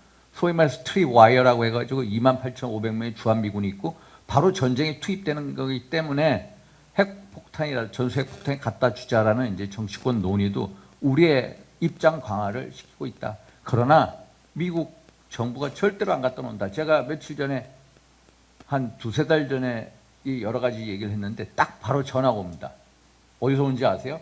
주한미국 대사관에서 의원님하고 얘기를 하고 싶다고. 안 된답니다. 절대로 안 갖다 놓는다. 기껏해야 전술 핵폭탄을 갖다 놓으면 괌 정도에 갖다 놨다. 괌에서 한반도까지 전개하는데 2시간 걸려. 그 정도는 갖다 놓으면 한반도에 절대로 안 갖다 놓는다. 그래서 현실적인 대안이 뭐냐? 제가 이 문제를 박근혜 정부 때부터 주장했습니다. 한반도 비핵화 선을 깨지 않는 한에서 미국에 대한 확장 억제 공약을 강화시키는 방법이 뭐냐? 한반도 영해 바깥 인근에 영해 바깥에 한반도 비핵화 선을 깨지 않게 한반도 영해 바깥에 미국의 전술 핵잠수함, 핵잠수함을 갖다 놓는데 그 핵잠수함에다가 핵미사일 실차. 아니, 오산이나 공군에다 갖다 놓는 것보다 북한이 어디에 있는지 모르는 동해상의 해저 깊은 곳에다가 핵미사일을 탑재한 잠수함, 미국 잠수함을 상시 배치하자. 상시 배치하자. 상시 배치. 그리고 한미 간에 대통령끼리 그 핵 공유 협정을 맺자. 그게 훨씬 더 현실적인 합리적인 대안이 된다. 북한이 훨씬 더 이걸 두려워한다. 이거에 대해서 우리가 비용을 대자라는 겁니다. 우리가 한미 방위 분담금이 연간 한 1조 2천억 됩니다. 우리가 이것을 내겠다는 겁니다. 이것만큼 확실한 현실적인 대안이 없다. 이거를요 계속 주장하고 제가 지난 그 7월 달 대정부 질문에서 이종성 국방장관한테 얘기했습니다. 강력하게 이걸 해라. 그랬더니 최근에 한 3, 4주 전에 딱 조선일보 톱면에 제가 얘기한 거를 대통령실에서 적극 검토한다. 그러더니면은 로이드 오스틴하고 이종석 국방장관이 워싱턴 DC에서 만나가지고 둘이서 한미 연례안보협의회 SCM을 통해서 핵 소위 말해서 미국의 전략 자산을 상시 배치할 수준으로 한미 군사 억제 확장 억제책을 강화시키겠다 이런 식으로 하더라고요. 그 중에 하나가 이거다라는 생각입니다. 제가 주장하는 게 이겁니다. 예, 예, 예. 바이든 정부의 2020년도 국가안보 전략 공동도 있잖아요. 예. 여기에도 한반도 역사의 키워드가 살짝 들어가 있고 산업과 안보를 핵심으로 하는 내용이잖아요. 예, 예. 그런데 여기 한반도 역사 키워드가 바이든 정부의 전략 지침에도 들어있는데 예. 보수정당 의원들이 유독 전략 자산의 한반도 역사라든지 신중장을 주장하는 거라고 해야 되나?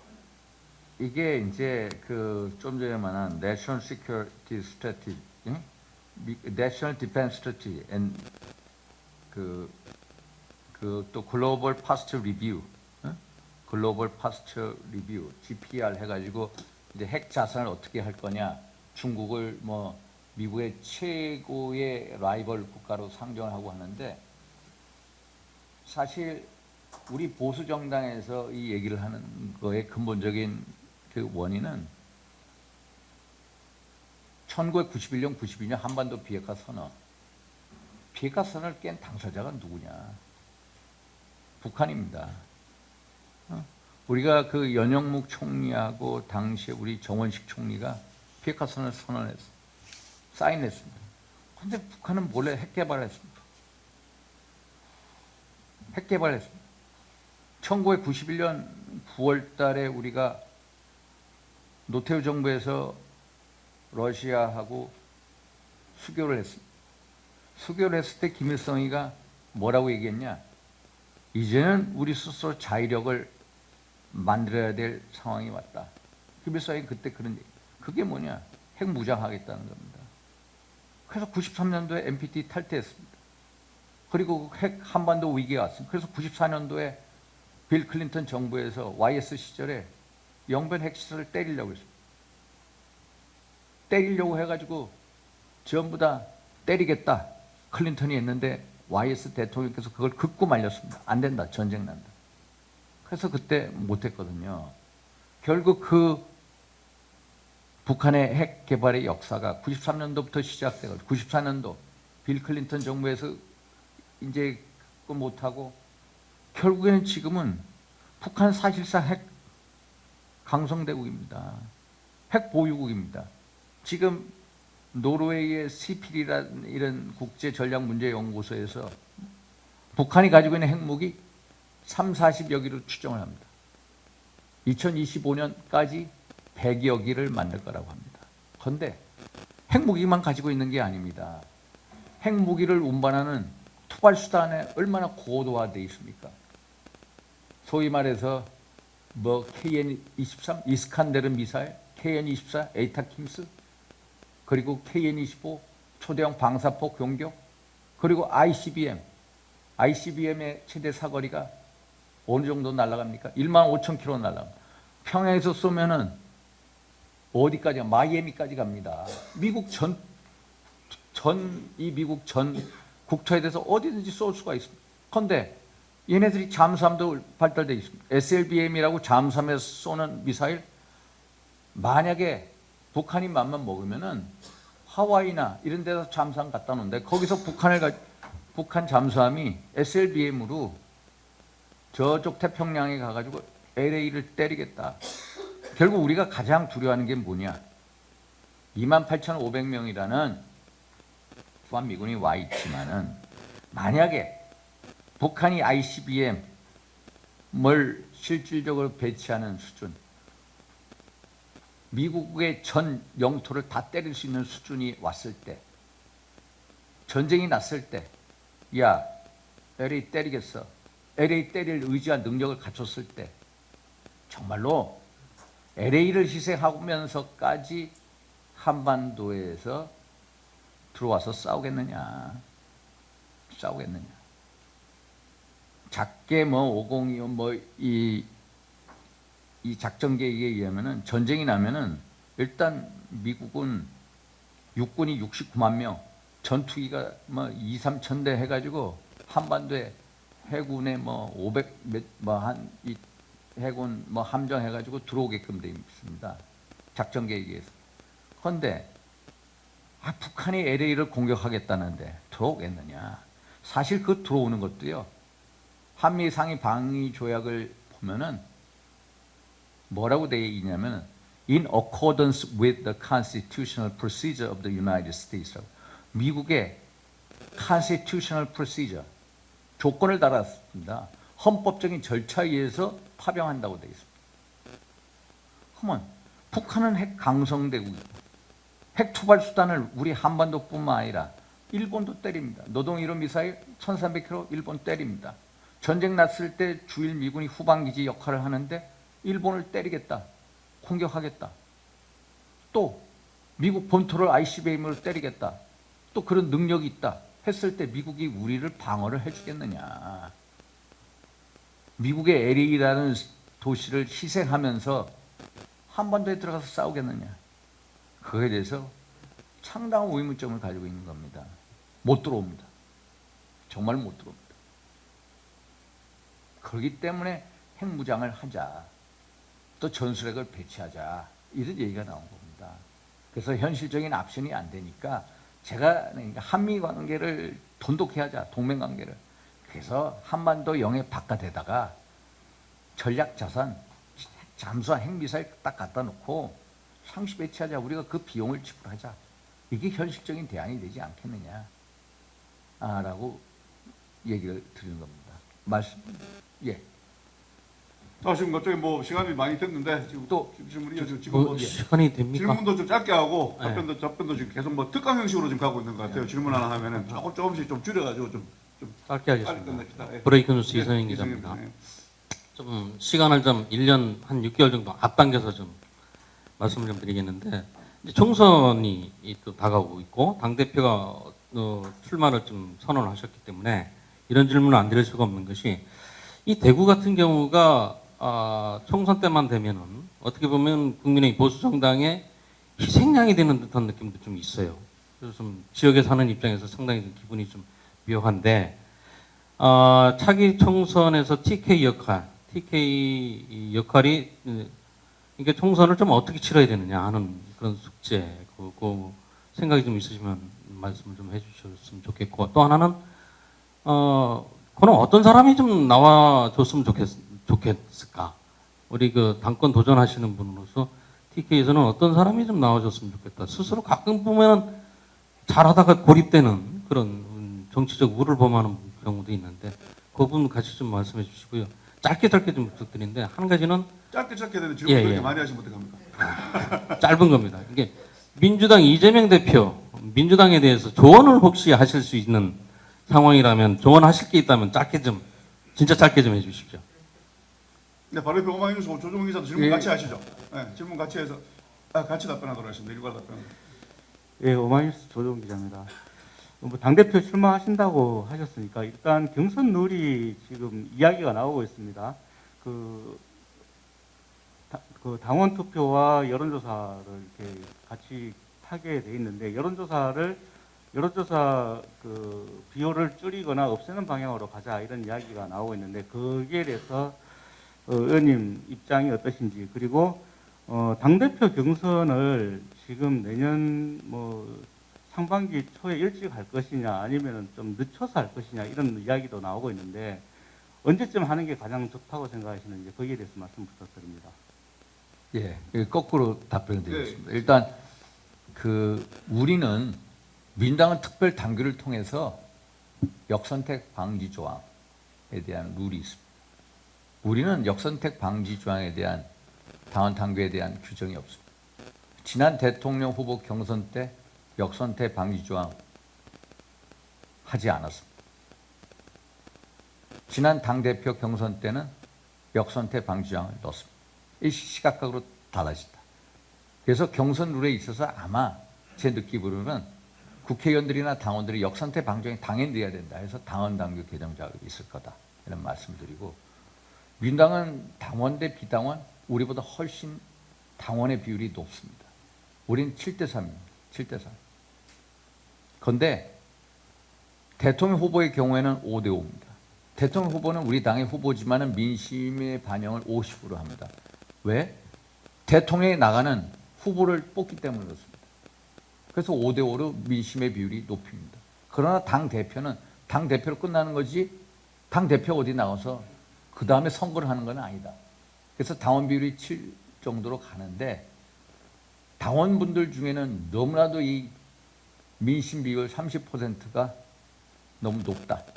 그래서 당원 대 민심의 비율을 7대3이 아니라 8대2, 9대1, 민당까지 바꾸자라는 것도 있는데, 그것은 앞으로 여러 목소리를 통해서 아마 이 지도부에서 결정할 것이다, 이렇게 말씀을 드리고, 이재명 대표에 대해서 하면 여러 가지 우혹들이 많습니다. 시기. 예. 시기. 시기는 그거는 제가 뭘 말씀 못 드리고, 지금 비대위원장 그 지도부에서 지금 69곳의 당협에 대해서는 뭐 이걸 하시겠다 했고, 3곳 빼놓고 66곳 하겠다고 하는데, 이걸 들어가기 때문에 늦춰지지 않겠나. 이게 안 들어갔으면은 빨라질 건데, 그래도 일단은 지금 12월 1일 날 정기국회, 아니 이제 소위 말해서 예산안 통과 시점인데, 제가 보기에는 여야 이 국정조사, 이태원 참사를 둘러싼 국정조사 특검 문제, 이재명 대표의 여러 사법 리스크 문제 등에 따라서 전국의 완만한 전국은행이 안 될 것 같다. 그래서 12월 1일 날 예산안이 통과되겠느냐. 14일 통과가 안 될 것 같다. 좀 늦춰질 수 있다. 그거에 따라서 여야 전국 상황에 따라서 늦춰질 가능성이 크고, 또 방역 정비라는 그것을 천명을 하고 보니까 뭐 공모를 받고 하는 걸 보건데 원래 3월보다는 늦춰질 것 같다. 나는. 그래서 어느 때가 좋다라는 말씀을 지금 드릴 계제는 아닌 것 같다. 그래서 3월을 이후를 넘을 것 같다는 말씀을 드리고, 이재명 대표는 정말로 이 천당후에 분당이 있을 정도로 대장동, 백현동, 또 이 여러 성남 FC 후원금 사건, 버카 의혹 등등등등 있는데, 그래서 또 본인의 방탄벽을 치기 위해서 전혀 연고 없는 인천 계양을에 와서 국회의원 되고 당 대표가 되고 또 당원당 개정 작업을 하고 했는데, 결국 정치인은 권력에 있을 때나 없을 때나 국민 가슴 속에 살아야 된다. 국민 가슴 속에. 국민 가슴 속에 살아있는 지도자가 어떤 지도자인지 본인이 너무나도 잘 알 것 아니냐, 이런 말씀을 드리고, TK의 이 국회의원들 참 여기는 공천 이꼴 당선인 지역입니다. 공천 12개 대구 지역 전부 국민의힘 아닙니까? 경북 전부 국민의힘입니다. 그런데 이 TK의 정서와 수도권 정서는 너무나 다릅니다. 국민분들의 정서도 다르고요. 국회의원들의 정서도 다릅니다. 국회의원들의 정서. 그러니까 우리 수도권 의원들은 너무나도 절박하고 절실하고 처절합니다. 진짜 제가 왜 통합의 정치를 내거냐, 뺄셈의 정치를 해서 우리가 이탈자가 생기고 그 사람이 정치적인 재기를 도모할 때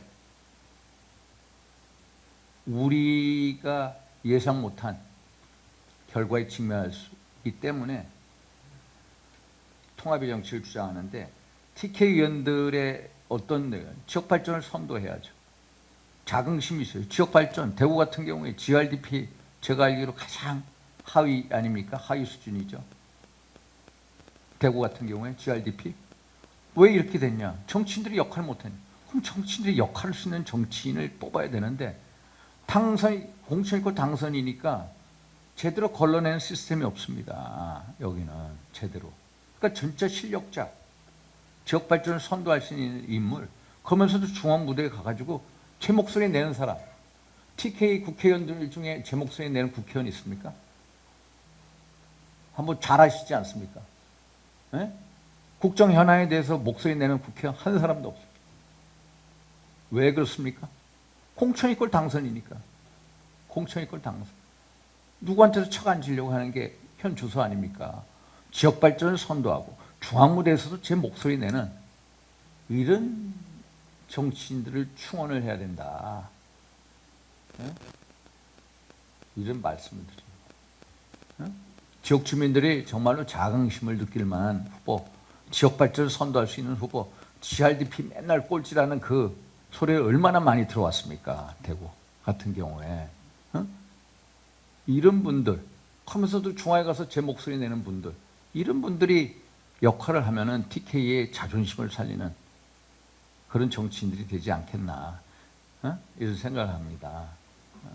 예, TK의 안타까운 현실도 한 말씀 해주셨습니다. 자, 마지막으로 질문 받겠습니다. 예, 매일신문 이통훈 기자라고 합니다. 간단하게 좀 여쭤보겠습니다. TK 신공항 특별법이 21일 날 국회 국토의 교통 소위 심사에 오른다는 이야기가 계속 나오고 있는데요. 왜 그렇게 통과가 좀 될 걸로 보이시는지, 그리고 윤석열 대통령이랑 이재명 당대표가 대선 전후회에서 TK 신공항 건설 추진에 대한 의지를 수차례 피력을 했었습니다. 근데 이걸 두고 별다른 메시지를 내놓지 않고 있는데, 이거에 대해서 어떻게 생각하시고? 누가 메시지를 안 놓고 있어요? 윤석열 대통령도 그렇고 이재명 대표도 그렇고 뭐 전형적인 별 메시지를 내놓지 않고 있다라는 평가가 나오고 있습니다. 그리고 이거에 대해서 어떻게 생각하시고 의원님이라면 어떻게 나는 메시지를 던지겠다 한 말씀 부탁드리겠습니다. 제가 말씀드린 대로 TK 신공항이 필요한 이유, 어떤 지역 균형 발전, 공항이 들어오면 물류, 자원, 최첨단 산업으로 가기 위한 이 시스템, 기간이 공항을 통해서 온다. 그래서 지역 발전의 허브는 공항이다. 부산 가덕도에서도 28줄 들어서 한다고 하는데 여기 TK는 어떠냐. 그런데 이게 이재명 대표가 아무 얘기도 없다. 우리 국민의힘 의원들은 거의 이거에 찬성을 합니다. 그런데 민당은 아마도 이게 국토에 올라가면은 어떤 여야 간의 어떤 협상에 그걸로 쓰지 않겠나. 그런 측면에서 이재명 대표가 얘기를 안 하고 있지 않냐 이런 생각이 드는데, 이 TK 신공항 특별법에 대해서는 우리 당 내부적으로는 아주 긍정적이다. 그에 대해서는 이 말씀을 드립니다. 또 네. 마지막. 네, 단순히 긍정적으로 그치지 마시고 예. 적극적으로 아유, 적극적으로. 통과될 수 예, 있도록 예. 좀 지원해 주시면 예. 부탁드리겠습니다. 그만합시다. 이제 그만합시다. 정리합시다. 아까 질문하셨으니까 기회 안 드리겠습니다. 끝내겠습니다. 예. 시간이 많이 됐고 이러다 보면 끝이 없습니다. 끝내도록 하겠습니다. 아무튼 뭐 이번에 100일에 우리 포럼에 참석해 주신 윤상현 의원님 다시 한번 박수 보내드리면서 아사프로 끝내겠습니다. 아이고, 감사합니다. 예. 9시 반 됐네. 고생하셨습니다.